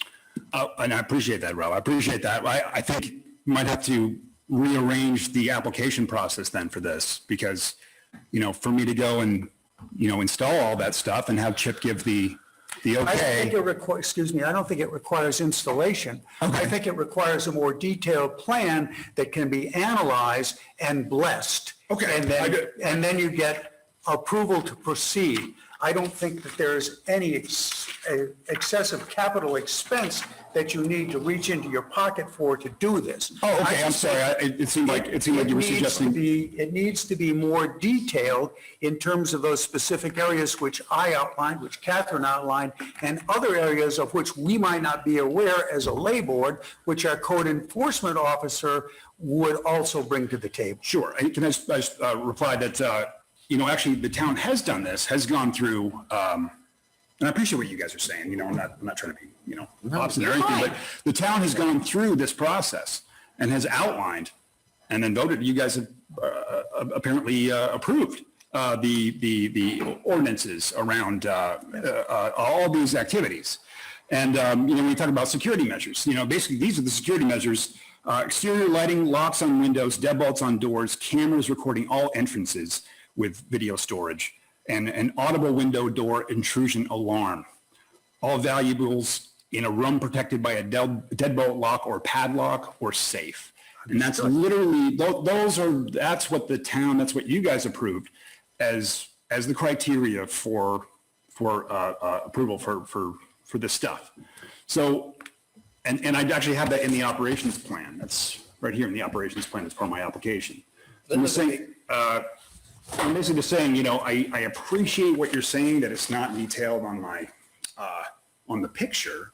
I thought that also, you know, putting it in the operations plan would be sufficient, perhaps. Well, the operations plan has to translate into a visual document that we can see that shows that you are actually doing what you have checked off in the boxes. And I don't see that here in this floor plan sketch. So I think more detail is necessary before we can go down the road to grant you an approval. All right, well, at least from my perspective. Give me 5 minutes with a pen, and I'll come back with Hang on one second. with your detailed thing. Chip, are you there to say something? I am, if I may. Go ahead, sir. As code enforcement officer for something as, I guess not normal as a septic tank or a house, we need a detailed drawing. We need drawings. We need somebody to outline it for us, and usually that involves a third party. Aaron, it's a lot more complicated than you're laying out. You have to show a plan for security. You have to show a plan for security, not so much for the drugs, the marijuana, but you have to show security, but you have to show security for financial reasons also. as we all know, it's still, not federally allowed for banks or credit unions to allow credit cards right now, except if you find a loophole. So this is a very cash intensive business. And that's something that you've got to be sure that, you're covered. We have a sheriff in town. We do not have a police force. And I'm not coming with a 6-gun because I don't have one if there's a problem there. So under the state or, under the state and under the city, the town of Reedfield, there are certain things which you have been tasked to show us. And it's not just saying, give me 5 minutes with a pen. You have to put these down. As Ralph said and others said, you have to illustrate this. And then I'm fully, willing and aware to check the boxes. But right now, like Ralph and other members here, I've seen nothing. We all need to see detail. And Okay. Thank you, Chip. I'm just curious, like, when you say check the boxes, Chip, is that checking the boxes on an actual installation? Nope. It's checking the boxes that you planned out what you're installing, okay? Okay, so wait, so that basically, so this, Aaron, the please. CEO needs to, sorry. I'll stand back if you want me to. But Aaron, I think if you look at other establishments like yourself, they've hired third-party security firms to come in, design, and please inspect, the way this works. You have the right to do it yourself, but we have people that are experts that know that. We have people that can set up the financial situation of, what you're going to do with money. You're not going to just take it and throw it in a safe. You're going to have cash available all day long. What's your plan for that? We need to see these plans in order to check the boxes against the ordinances, the statutes, and everything that are established. Once you do that, then, if they're approved, then you can install them. It's not a chicken and egg. Thank you. Thank you, Chip. I'm sorry, I just have to say something. So in order to get all those boxes checked, you guys are going to have to go back and add boxes to this application. You're going to have to, Chip is saying that he's ready to check the boxes, but nowhere on this application does it say that the CEO needs to check all these boxes. I think that's a suggestion. To be approved by the select board. This is simply a proposal for a retail store that's been approved by the planning board. And as I understand, we can't do business until all those boxes are checked. And that's, I'm just wondering what, you said it's not a chicken and egg thing, but now I'm wondering, is it actually a chicken and egg thing? I mean, when does the CEO check these boxes? Ralph, please. With respect, just because the boxes are checked doesn't mean that you have a complete application that will pass muster with a code enforcement officer and will be compliant with the town regulations as they stand. We need detailed drawings that match the checks in the boxes. And that has to happen before any of us, before I will be comfortable signing off on this. Again, as it is the first one, we want to make sure that we don't leave anything uncovered so that the town's interests are protected and the people who apply, their interests are protected as well, and the process is rigorously defined and clearly laid out. And this, to my mind, does not rise to that standard. Okay, yeah, well, that's totally fair, although I do think we need to, maybe outline specifically, what the process is. I know I've failed on the detailed floor plan, but as far as having a CEO approve the floor plan or before you guys look at it, or anything like that, that needs to be added, I think in the future would be added to the application. Yes, Aaron, please. So the suggestion of the CEO facilitating really was just a suggestion. Ultimately, he will be responsible, as will other municipal officials, for overseeing and enforcing this and granting the final go-ahead. But I think that it's important to note that the planning board approval was just for land use. Oh, sure. This piece is more for business and application of the other standards that were established in the marijuana establishments ordinance. So it might be helpful, Chip was suggesting, a third party. It might be helpful to maybe look at this more like just any other business, and try to get, a detailed business plan together. By doing that, you would almost automatically check all, I don't want to say that because that phrase has been kind of Sorry, are you talking about a detailed business plan or a floor plan or I'm all suggesting those? that it might not be just Chip, that maybe if you were to talk to another outside expert, somebody that helps with business plans or a small business authority, right? Yeah. They might help you be able to check, cross-reference and make sure that what you're presenting, because business licensing, it is complicated, whether it's a marijuana business or any other business. They might be able to help with this, not just Chip. Chip's willing to help, I'm willing to help. But I do agree with some of the sentiments that we need to have a bit more detail. Yeah. Or the board, not we. I'm not part of the process. at We, the this point. town. So, the Floor town, plan yeah. detail? Sean, Where are we? would you like to? Yeah, I think just in the operations plan, Aaron, for me, it's really, that's the business plan, that's the crux and how that all works. And, you could, I just looked it up, but the SBDC would be a great resource for just helping plan that out and making it look concrete so that we don't have questions. And it's a plan. It's Well, just, do you guys have any questions about the operations plan? I mean, is it, okay, well, Chip raised something about cash. Yeah, and the cash goes to the bank, or not to the bank, credit union. Credit unions do business with, in this state, credit unions do business with cannabis businesses. Banks do not, because it's federally not kosher. But some credit unions do. So also, just, you guys are taking classes on this stuff as well. We're taking the caregiver business class and the medical law class about cannabis, from Catherine over there in Windsor. Catherine Lewis. So I guess I would just love a sense of, and I appreciate, Sean, your suggestion. I mean, what is the bar then? I don't want to come back here again with something you guys don't like. That's the number one thing. So it would be great if we could, how detailed are we getting here? Ralph, quickly, and then we'll wrap this up. Real quick, what I would like to see, from my perspective, is a scale drawing of the layout showing all of the issues that have been raised. More detailed layout of your actual security, your lighting, your ventilation, which isn't shown here, and your secure areas, which would be for product and for cash, because cash is going to be a problem, as has been pointed out.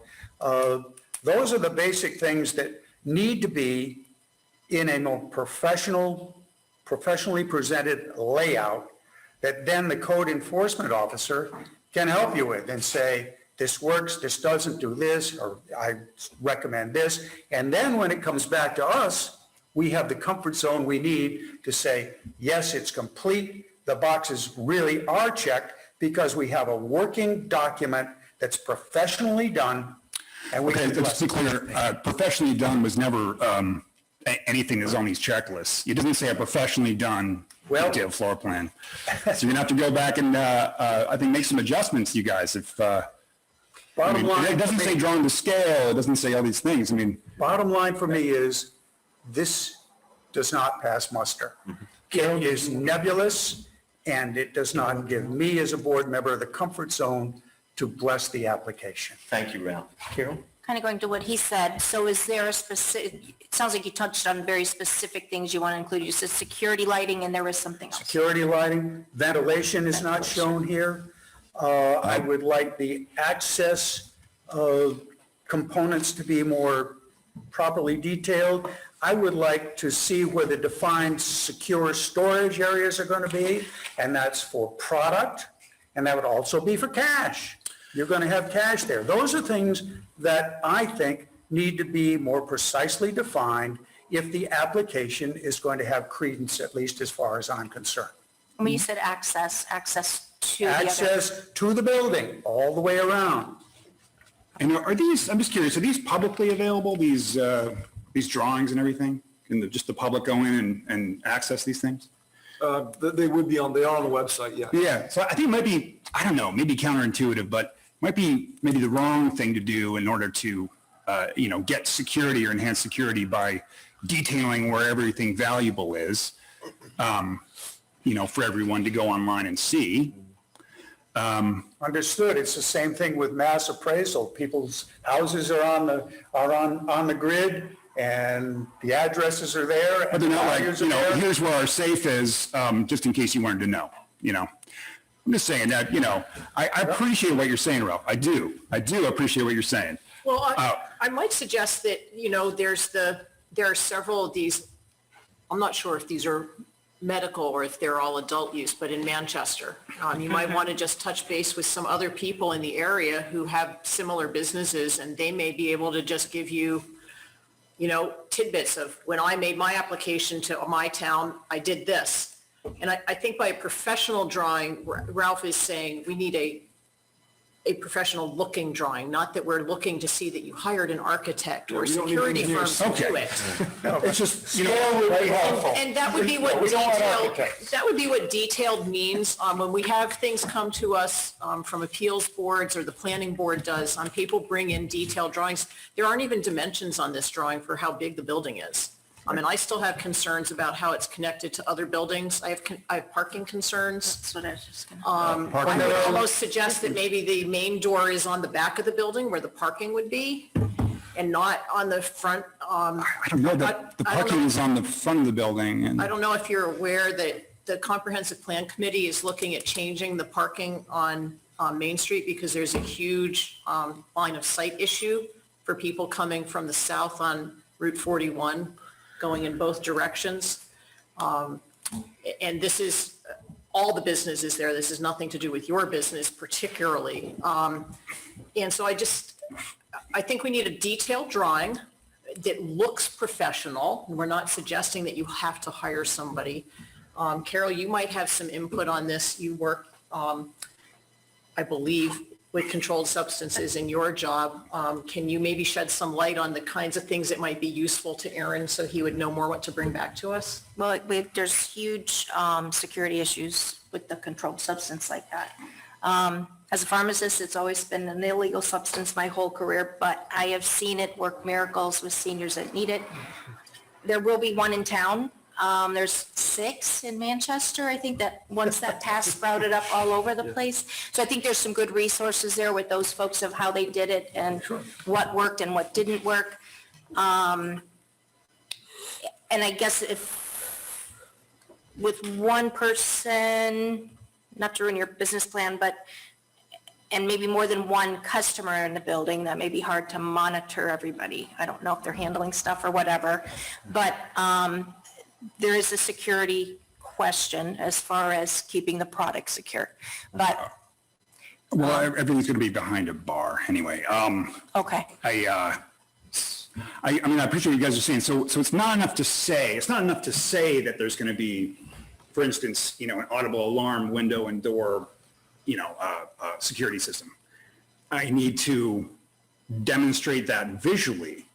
Is that what we're saying? On a plan. It's going to protect you too, Aaron. You know, if you know the plan of, all right, these are the 5 windows. I actually have no idea how many windows the place has, but you know, these are the 5 windows we have and the 4 doors. And if I look at this alarm system, it's going to trigger, which will alert us and, you know, make sure the area is safe for me and people in the area. Oh, no, You know, so I think it'll be, and that's just the. I appreciate that, man. It's just, I'm just talking about the drawing right now, you know? I mean, obviously, like, all these things are going to have to get done. But so for a audible door and window alarm, security alarm, how on a piece of paper, on a 2D piece of paper, do I represent that? How would you like to see that?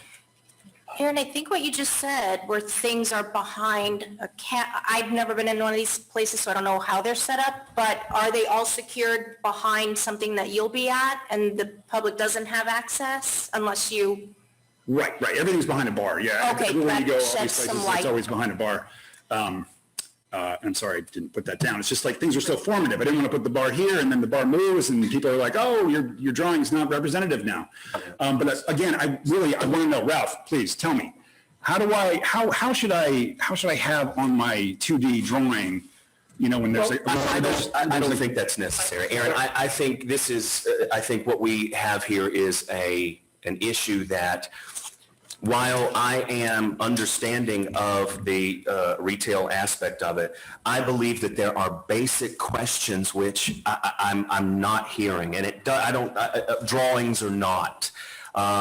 Is the Emporium going to be open? Will you store things in the Emporium? I know it's just right there and they are connected, but will that be an issue? I do want to know, I don't know if you can draw a security camera, but I want to look at what kind of, have you investigated systems? What kind of things are you thinking about? You're still not sure about your hours. There's no way you're only going to be the only employee. So for me, there is a number of inconsistencies and things that, whether your drawing looks professional or is drawn to scale, that's not the concern for me. I have concerns about this being our first attempt and having so many questions of this. Okay, And I just that'd be don't great. think, So are we going to store stuff in the Emporium? I don't know that. That's just a question. I mean, I don't think any cannabis is going to be stored there, but. Well, I want to These are see all that on the things that- paper. These are all the things that need to be detailed in a plan, and that's what it Yes. means by a detailed plan. And if you need help drawing a plan, I'm sure there are people who can help you do that, or you can Google how to do that. No, but I really would like to know, though. I'm sorry, I appreciate you. We're not I would sure love to to know. school you on that. Is that the way? Oh, yeah. I just don't want to come back here and be like, well, you guys, you didn't, properly identify the window and door security system. No.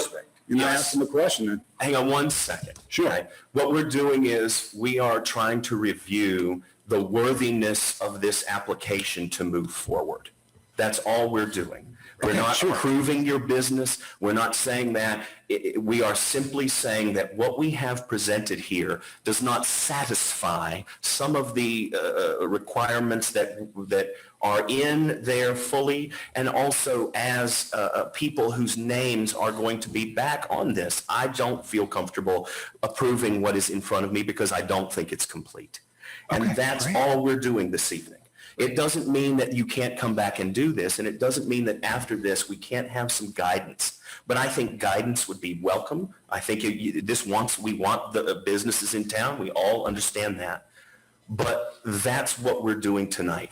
Does this application satisfy me? No, it doesn't. Sure. And it doesn't mean that you can't schedule some time with Chip and speak to specific issues in terms of what compliance matters might be of town concern, to give you some guidance and assistance as to how to structure your application. Okay. I think that's fair, isn't it? Chip, does that cause you an issue? I think that's part of what a code enforcement officer does, provide feedback as the application process proceeds.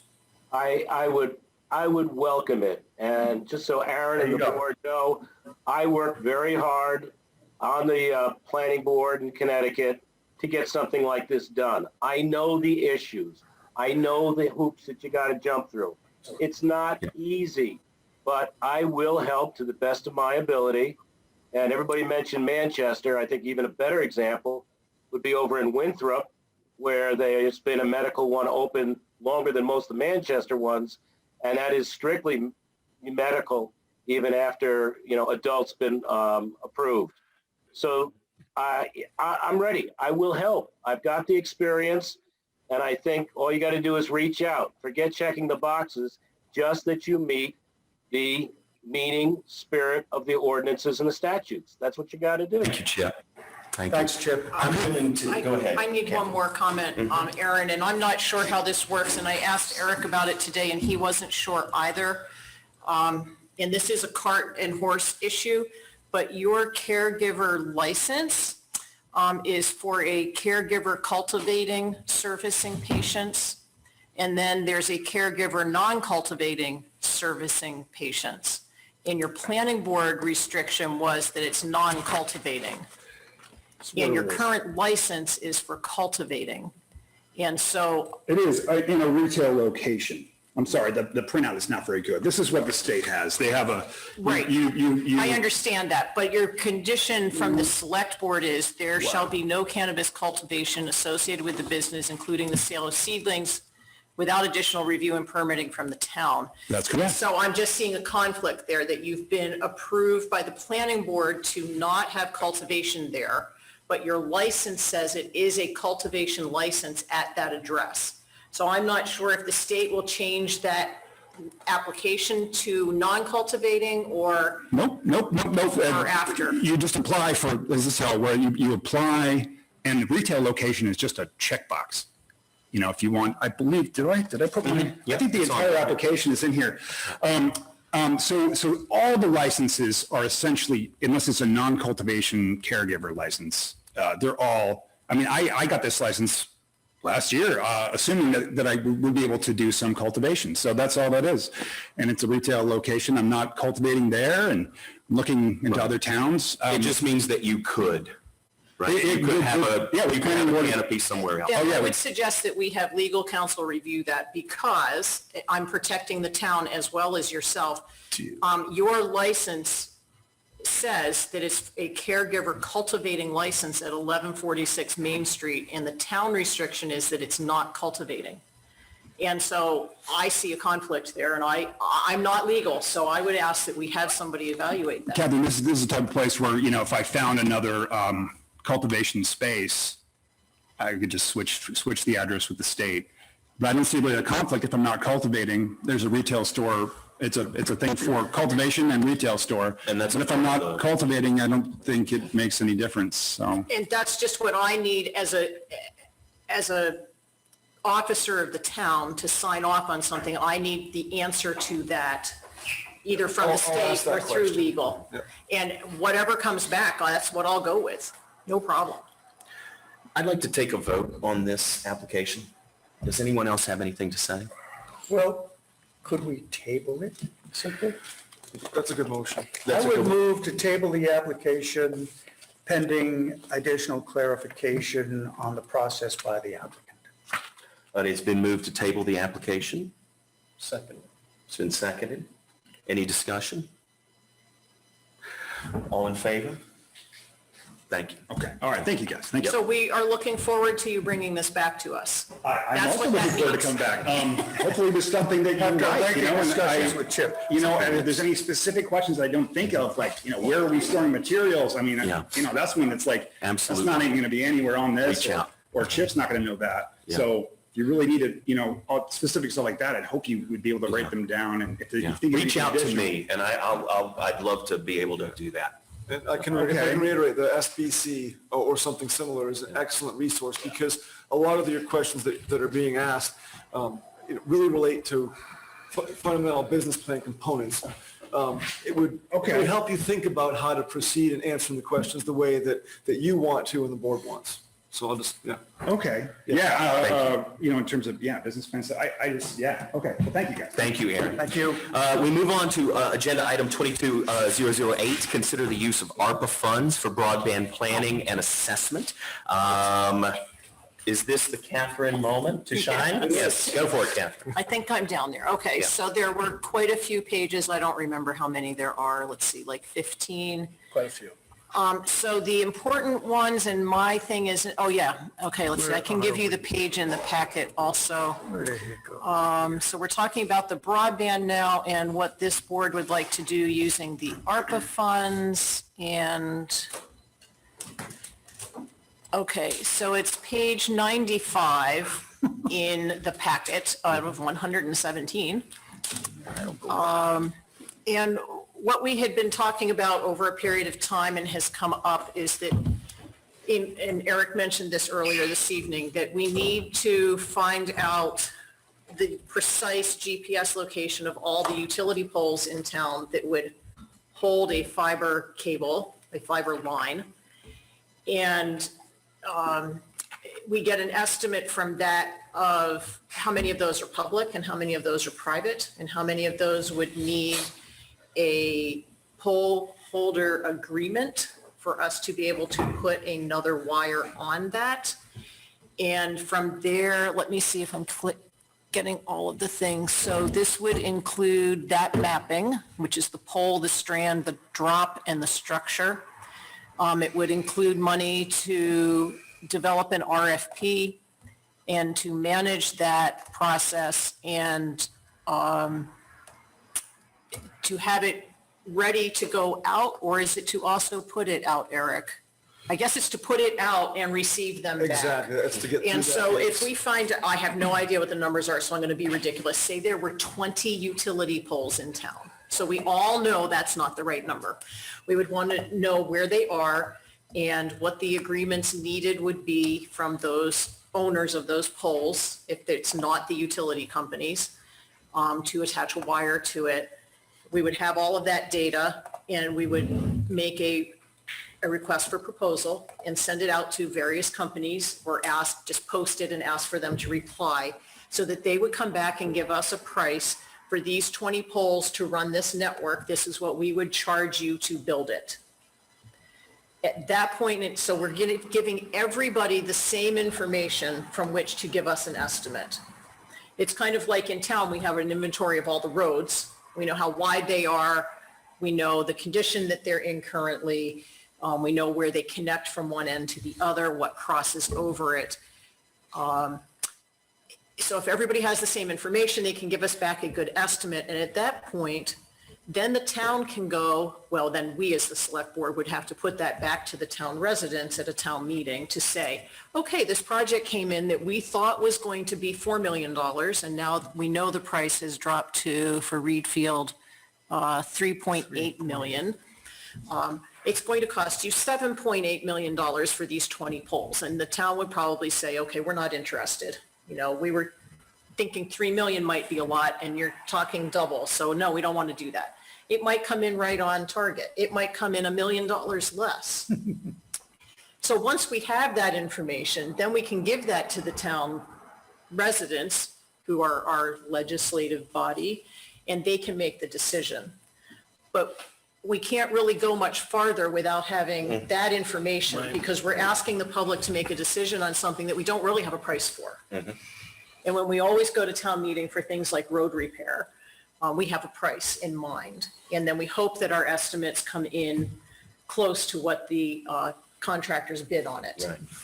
And so what we've done with the greater group, which is now really going to be 5 participating towns, although Leeds is staying a member of record, but they have gone off on their own. The other 5 towns, which are Fayette, Mount Vernon, Vienna, Wayne, and Reed Field, are looking to form a utility district.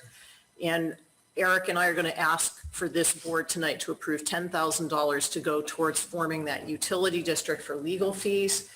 It should not cost anywhere near that amount of money, but that will give us some leeway in funds that can be used to, for anything else that comes up in trying to get this legal thing done. And that money is coming from the ARPA funds. That we're going to ask for it from that. Exactly right. And that would be in addition to the amount that's above the second red line down for Reed Field, which is $39,660. Our original estimate for this was something in the vicinity of between $70,000 and $90,000 when we were looking at just Reed Field. Now that we've gone together as a group, we've been able to see a lessening of the cost as well as a difference of approach as time has gone on. The consultant has seen that there are ways we can do this to streamline it even more. And so what we're looking for tonight then would be, well, I think I would round that to 40,000 and just ask for an even $50,000 to support the estimated engineering RFP costs and legal fees for the formation of Reed Field's share of the formation of a broadband utility district. No cost to the taxpayers because we're getting these funds through the American Recovery Plan. Now, of course, there's a cost, just like we talked about with the electric vehicles. Everybody in the country is going to be paying for all of these funds that have been given to the whole country. Better to spread it out over Eric put in 350. here the amount, I don't remember, was it 232? 274,000 is what we're getting in ARPA funds. Okay, and so half of that will be coming on paper as of July 31st. What was that number? We're slated for $273,521.87 that will come through the state of Maine. Can you round that? 274,000 with a big round. And so half of that will come through this year and half will come next year at approximately the same time period. And broadband currently is seeking to request 50,000 out of that. Then town meeting will have to decide how we fund the rest of this project, or the select board, if we come back with some interim proposal. Just so that you're aware, if this comes back and it looks like it would be smart to move ahead, the next step would be moving down to the next red line, and Reedfield's share then is $92,000. And that would be something we would be looking to spend possibly starting in November, when we have our special town meeting for other issues, or when there's an election, if we had a special town meeting, or to just ask the community to bond the entire project. So that'll either be at a special town meeting this year or at town meeting next year. But we won't know any of that until the first red line stuff is done. Right. Gotcha. So So that's, I'm trying to give you probably more information than you need, and I'll be quiet and take It's questions. very helpful, Catherine. Yeah. So again, wasn't the state backing up some of this stuff financially? Wasn't there a state, so is some of that covered at There's the a state couple level? of, there are a couple of different programs through the state. They are not being given out on a population basis, which is how these American Recovery Plan monies were distributed. They were based totally on population. So for instance, Vienna is a much smaller town. They're getting like $70,000. We're getting $274,000. Reedfield, because we have so much opportunity for people to subscribe to cable, is not going to qualify for most grant funding, because that grant funding from the state currently, and they don't see anything changing in this arena, is that it will go to unserved areas. That's the question I have, is the very first question that went to residents was some huge percentage of our residents, 90-some Six. plus percent, have access. And I was like, That means that it goes by their house. That doesn't mean that they are taking advantage of subscribing. And that includes your consolidated communication, DSL, dial-up modems. do we know what percentage of residents are not taking advantage? No, because your two providers in this town are both commercial entities, and they don't provide their customer They won't tell information. you. So they won't tell us how many, they will tell us that it goes down these roads and that it serves this many potential households, but they won't tell you who they have dropped to. We could try to get that information by doing a survey. We could go door to door and ask every property owner what they have. That doesn't mean they would tell us. So we kind of go on best guess. So I guess I'm looking at the very bottom number for Yes. Reedfield is 3.8. 3.8 million Right. to add potentially a small number of people that don't have it. Wouldn't it be more prudent that if people don't have it, and some people may not want it, if we just like have this exception of who doesn't have it and would request it, and something on a town basis, do something to make it, like enable them financially to do it? The only thing we can do right now to meet that request that you stated is to take the current technology, which is Spectrum, and we would have to pay for that to go in, because Spectrum so far has been unwilling to extend any service. And that is something like $28,000 a mile, It was high. or even more than that. I'm not It sure. depends on where you are. And then that raises the equity question of, we're paying to give people cable potentially, while other people have DSL, which is vastly inferior. And they're saying, well, what about me? You might be running fiber right by their house. Yeah. Well, we wouldn't be running fiber because Spectrum wouldn't run No, fiber. no, but I mean, if the town were to do this as as a utility district. Well, then we would be serving all people equally, and there are a lot more specifics to this that you can get into, but the idea is that people who say, I want to sign up for this at the beginning, will not have any installation charge, and people who sign up a year out and beyond would have an installation fee. I think that was Probably what, of $500? $500 to $1,000.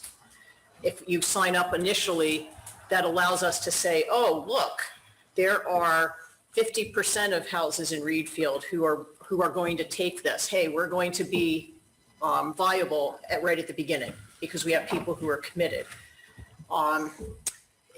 There's an equity issue if you're taking tax dollars and you're spending it to go down a couple of camp roads that have 1 customer, 3 customers, 8 customers. Is that fair to the rest of us who don't live on those roads?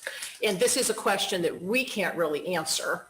We can kind of direct how this goes.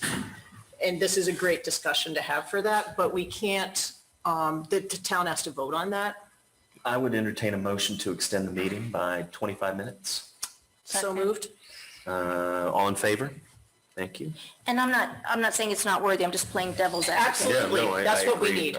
I see that and I get a little heart attack, but I and think so- it's also part of the, like you said, the state of Maine plan is eventually to help make this more of a viable option. All we're doing tonight is voting to use those ARPA funds on this. Right. Okay. And then the other piece of what's coming from the state wouldn't be coming from the state, but it's in what some of our federal government level people are proposing that we spend. If there is broadband money included in that, then when that money comes through, this would allow us to be able to say, here's our plan. Here are the estimates we got to install it. We are ready to go. Oh, you have $1 million we can take? We'll take that. And now we just dropped our cost. But if we don't have all of that ready and can't jump on it, then someone else will get in there. Ralph? I support doing this, but I would just like to point out that what we are doing now is preempting, to my mind anyway, a deliberative process that looks at that AARP or whatever it is, grant in toto, and we're carving out a chunk in advance of making a determination as how we would actually allocate those funds. So we're going to be about 50 grand less when it comes time to have that discussion about what we would use those other monies for. But this, to my mind, is entirely appropriate, and we need to keep the ball rolling, and we need on a parallel track to create this utility district. Otherwise, it doesn't make any sense to talk about any of the rest of it to begin with. Yeah. I don't have anything else to add. Is there any more discussion? Sean, did we get to your questions? I think so. Okay. Ask now. I was rolling back. And it is up to the select board to decide through whatever means we want on how to spend those excess monies that are coming into the town. And if we want to put those out to town meeting vote, we could, but we have the authority already granted by town meeting to decide how to use extra funds that come in. Very well. I'll entertain a motion about this. I'll make a motion to approve spending $50,000 or Is it 50 or allocating. 40. It was, okay, allocating $40,000 to the estimated engineering RFP costs and $10,000 towards the utility district formation for a total of $50,000 to broadband expansion in Reedfield, utilizing only American Recovery Plan funds. Second. It has been moved and second to utilize $50,000 of the expected ARPA funds for the expansion broadband in Reedfield. Is there any discussion? All in favor?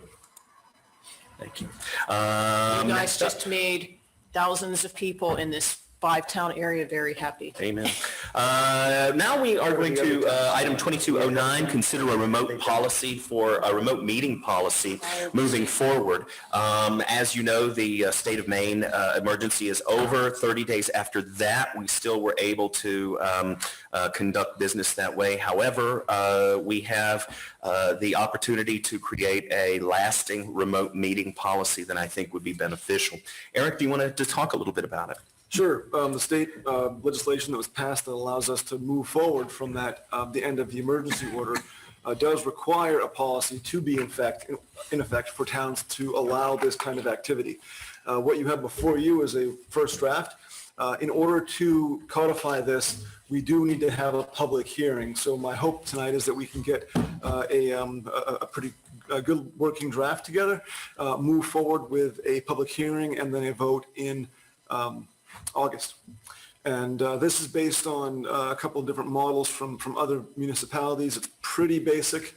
And I think it meets the needs in most cases. But 107. it's a draft, so we're open to revisions and discussion.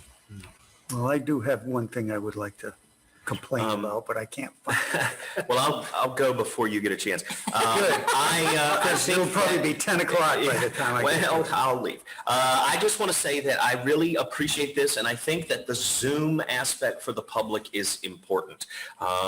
Even if it's a chance to just Yeah, follow too along far. while you're cooking dinner or something like that. And I think it gives us also just continues what I think is this board's idea of being transparent, letting things be in the public and making that input available. So,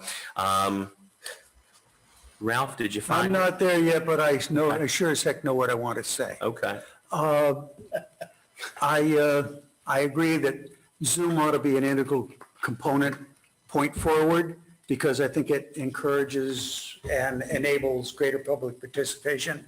But there's a section in this resolution which I have significant problems with. Please go. And that is that if a member of a public body, AKA Board of Selectmen or whatever, is accessing a meeting remotely, that person counts toward a quorum. But there's language in there that says after that, you can't vote. I mean, if you're there to enable a public meeting, then you ought to be able to vote, regardless of whether you're in the room or you're 1,000 miles away. Eric, is there any precedent for that, or is there anything weird about I mean, that? otherwise, that person shouldn't count toward a quorum. If you can't vote, then why do you count toward enabling a meeting and creating a legal public session? I'll just say, Dennis, that the intent there was to encourage people to show up in person. But if you can't, but you count toward a quorum, you should be able to vote. And it does say all votes taken during a public proceeding using remote methods be taken by roll call vote. That can be seen and heard by other members of the public body and the public. Does that anything weird there? So I was asking about this earlier today in a phone conversation with Eric, and here's my take on this, and it wasn't exactly worded this way. I would prefer that all meetings be held in public, in person. Of course, they're held in public. I prefer they all be attended in person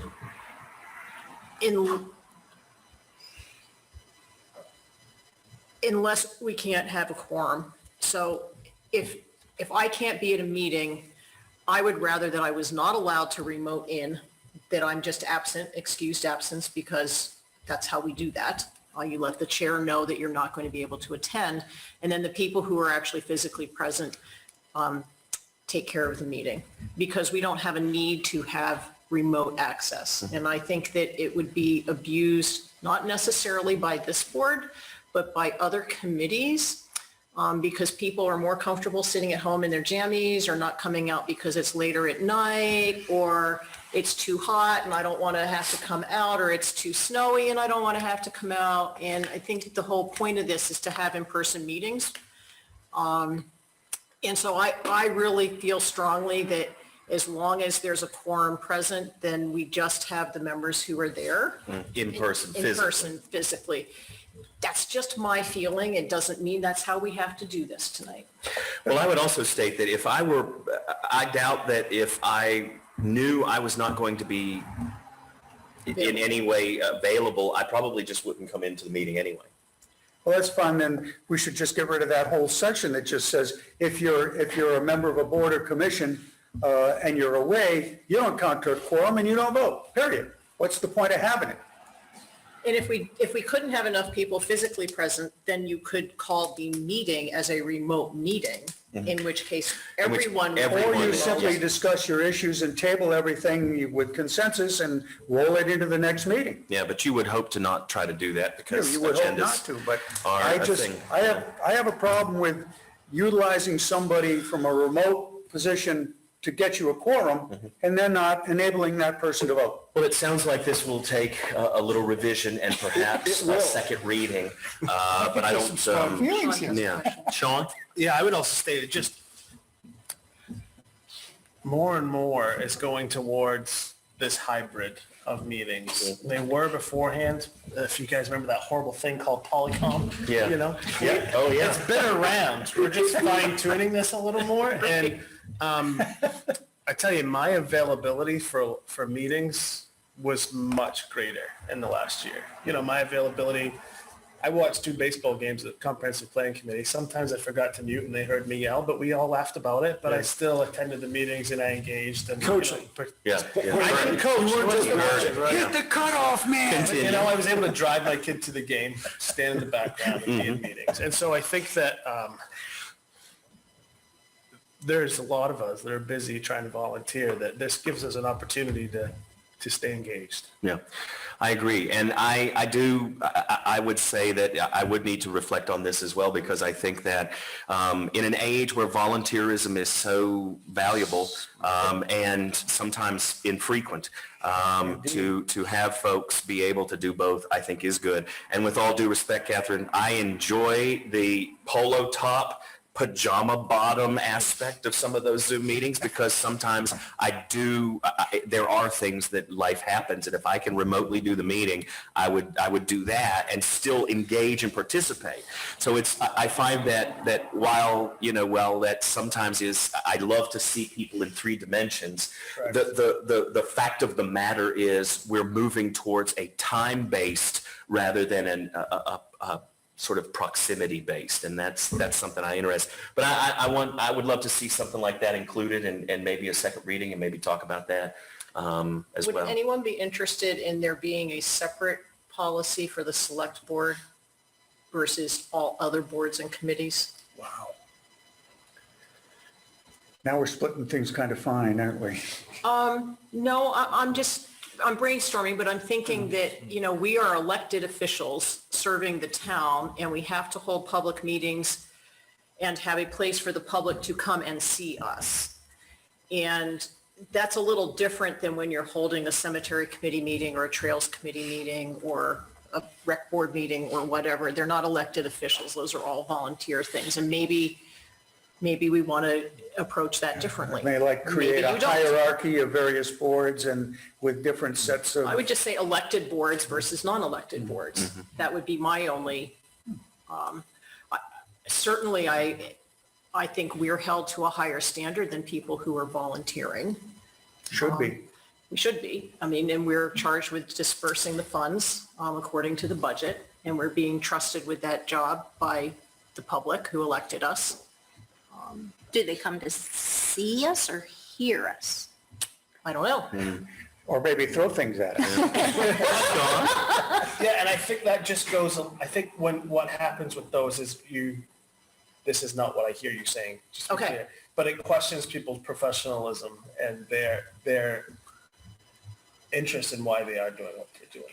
As when I create policies at work and stuff, and who am I really getting at here? Am I getting at the person that I need to talk to about this, or am I getting at a problem? And we don't have a problem yet. Right.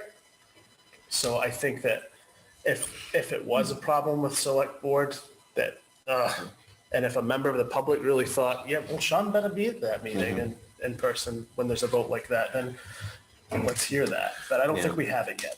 I agree. I do not support having 2 separate policies. I think we can work together to make sure that we value each other's time. If you remote in, I do think you should have some kind of say, and I think that's what I'm hearing from the board. So, is there anything else that we need to do for this, Eric? No, I think I've got some pretty good direction. I'll be Great. talking with a few of you and asking for any email suggestions. I'm also going to reach out to the RSU and see what they're doing because they usually have good solutions too. They're good at communicating those Thank you. educators. So And what happens in the meantime after the 30th of July?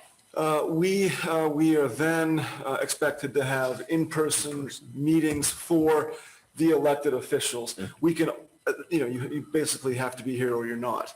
Elected officials won't be allowed to remote in. However, members of the public will still be able to. That's still an option we can offer to the public.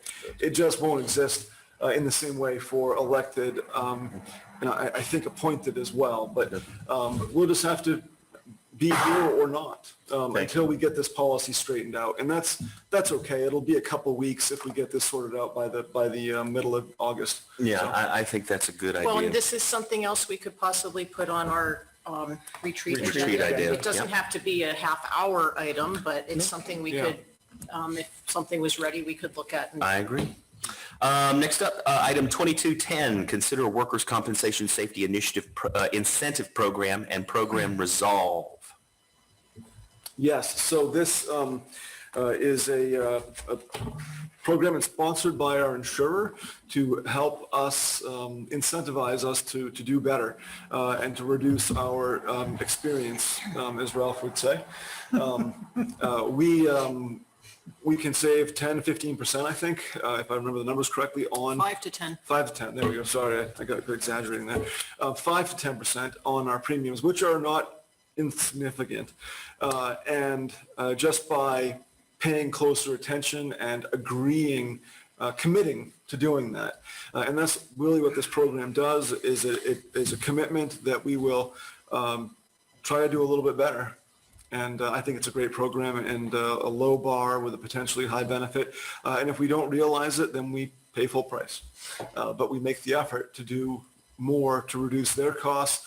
But honestly, if we can keep people safer by doing this stuff, we should be absolutely doing it.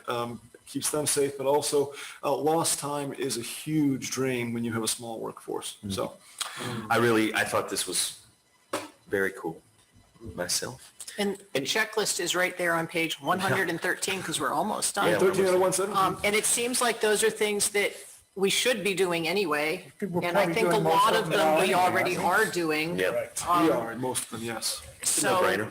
I would entertain a motion. oh Juggle goodness, for it. what's it got to say here?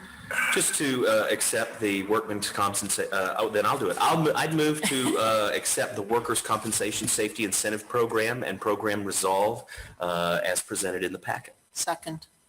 It's been moved and seconded. Is there any discussion on Do this? we have to authorize, I can't get my mouse to work, the select board, someone to There sign? is a page there, and I don't know why I don't have it as a separate item, but if you want. you It could- looks like should be able to- governing board signatures, Yeah. so I think it's all of us, isn't it? Or at least a majority. I will put that out with the next warrant. Yeah, it's the bottom of 112. Yes. Okay, so Actually, we you know what? sign I got a it, piece. I got one right here. I'll pull it out of my packet. and then we can sign it We'll tonight. take care of this, quick and easy. Let's vote first. All in favor? Thank you very much. We move to our next agenda item, discuss the possibility of a November special town meeting.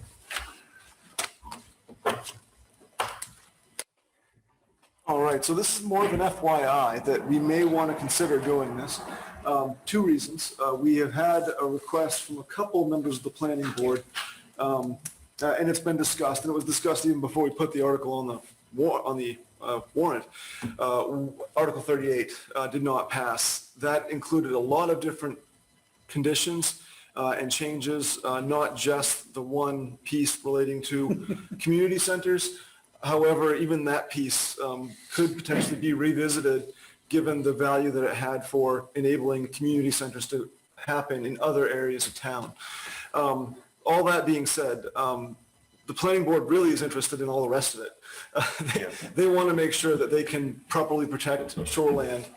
They want to make sure that they can clean up ambiguities that cause hour-long discussions at the planning board meetings, and maybe cause heartburn for applicants who want a clearer picture, and headache for the planning board as well. So they would like to consider revisiting that, likely as several individual articles, so that we can have a clearer picture and not put everything in one basket and potentially change the way that's presented and taking away the impetus to throw the baby out with the bathwater, which is essentially what happened. So that's one reason. The other reason is that come November, we very likely could be talking about some more serious decisions when it comes to broadband. So those are the two items that have come up, and there may be others. We do have a state referendum happening. There's the CMP question. There's I think a couple others, maybe some bonds, who knows. But we'll be having a town meeting in any event, or at least a state election. And so piggybacking on that with our own articles could be a wise thing. So really more just what do you think about some of that, and heads up that we might want to start working on it. Absolutely. Because it does take months in advance to be prepared for that because of printing ballots and all of that business. Thank you very much. Next up, Look at all this stuff. our last item is to discuss the Spirit of America Awards. I'd like to just preface that Yep. with just a small explanation to our two new board members. While this is public information, we try to keep this under wraps until they're presented. This year will be in August at the Heritage Heritage Days. Days. And that's why the nominations were attached to an email rather than not. packet. So they are public information, although just for the spirit of the award to try and keep it under wraps. So we don't want to actually discuss them. If you have concerns about something and feel it's inappropriate, we would just state that. Am I getting that pretty close, Dennis? I think you're absolutely right, and I don't think we have any other questions. You just want to get done. Well, no. I love the Spirit of America Awards, and I love the fact that we do try to keep them private, because it's your community. It recognizes you have to be involved, you have to be nominated. It's basically an honor, and I know that I just love it. And I know that this year we're giving it away during a Heritage Days, during intermission of the Sam Shane and the Scolded Dog show. We'll be announcing it. So even more stuff to do. So do you want to do that? Any questions about these guys? Any questions? Anything at all? We'll make a motion. So I would make a motion that we accept the two nominations for the Spirit of America Awards that were in your email. Three. We already accepted one at a previous Oh, yes, that's meeting. right. It Yes, was just sorry. there for Oh, information sorry. purposes. But Eric gave us all of them so we would know. Yeah. Is there a second? Second. It's been moved and seconded to approve the Spirit of America Awards, the most recent ones, the two most recent ones, just to make sure everyone knows. Stay tuned.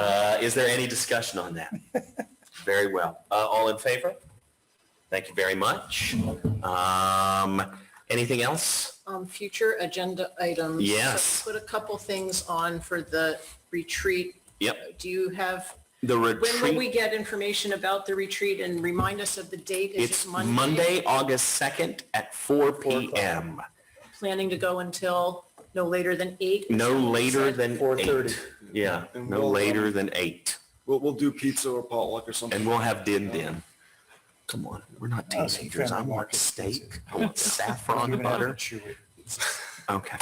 But yes, I think the items were, yes. And will we get an agenda or anything prior to, or will we just do that at the meeting? So I will be working with you and Dennis over the next couple of weeks to come up with an agenda. Basically, what I envision is that we would review last year's approach, see if we like that, modify it to fit your interests as the new chair and vice chair, and make sure it fits to your expectations, and then we'll put it up to the board. Sounds good. After the board retreat, which is open to the public on Monday, the 2nd at 4 p.m., that's August 2nd, the next regularly scheduled select board meeting will happen August 23rd at 6:30 p.m. I would entertain a motion to adjourn. Motion to adjourn? Second. It's been moved and seconded. All in favor? Very well. Thank you very much. Thanks, guys. That was a bit of a marathon.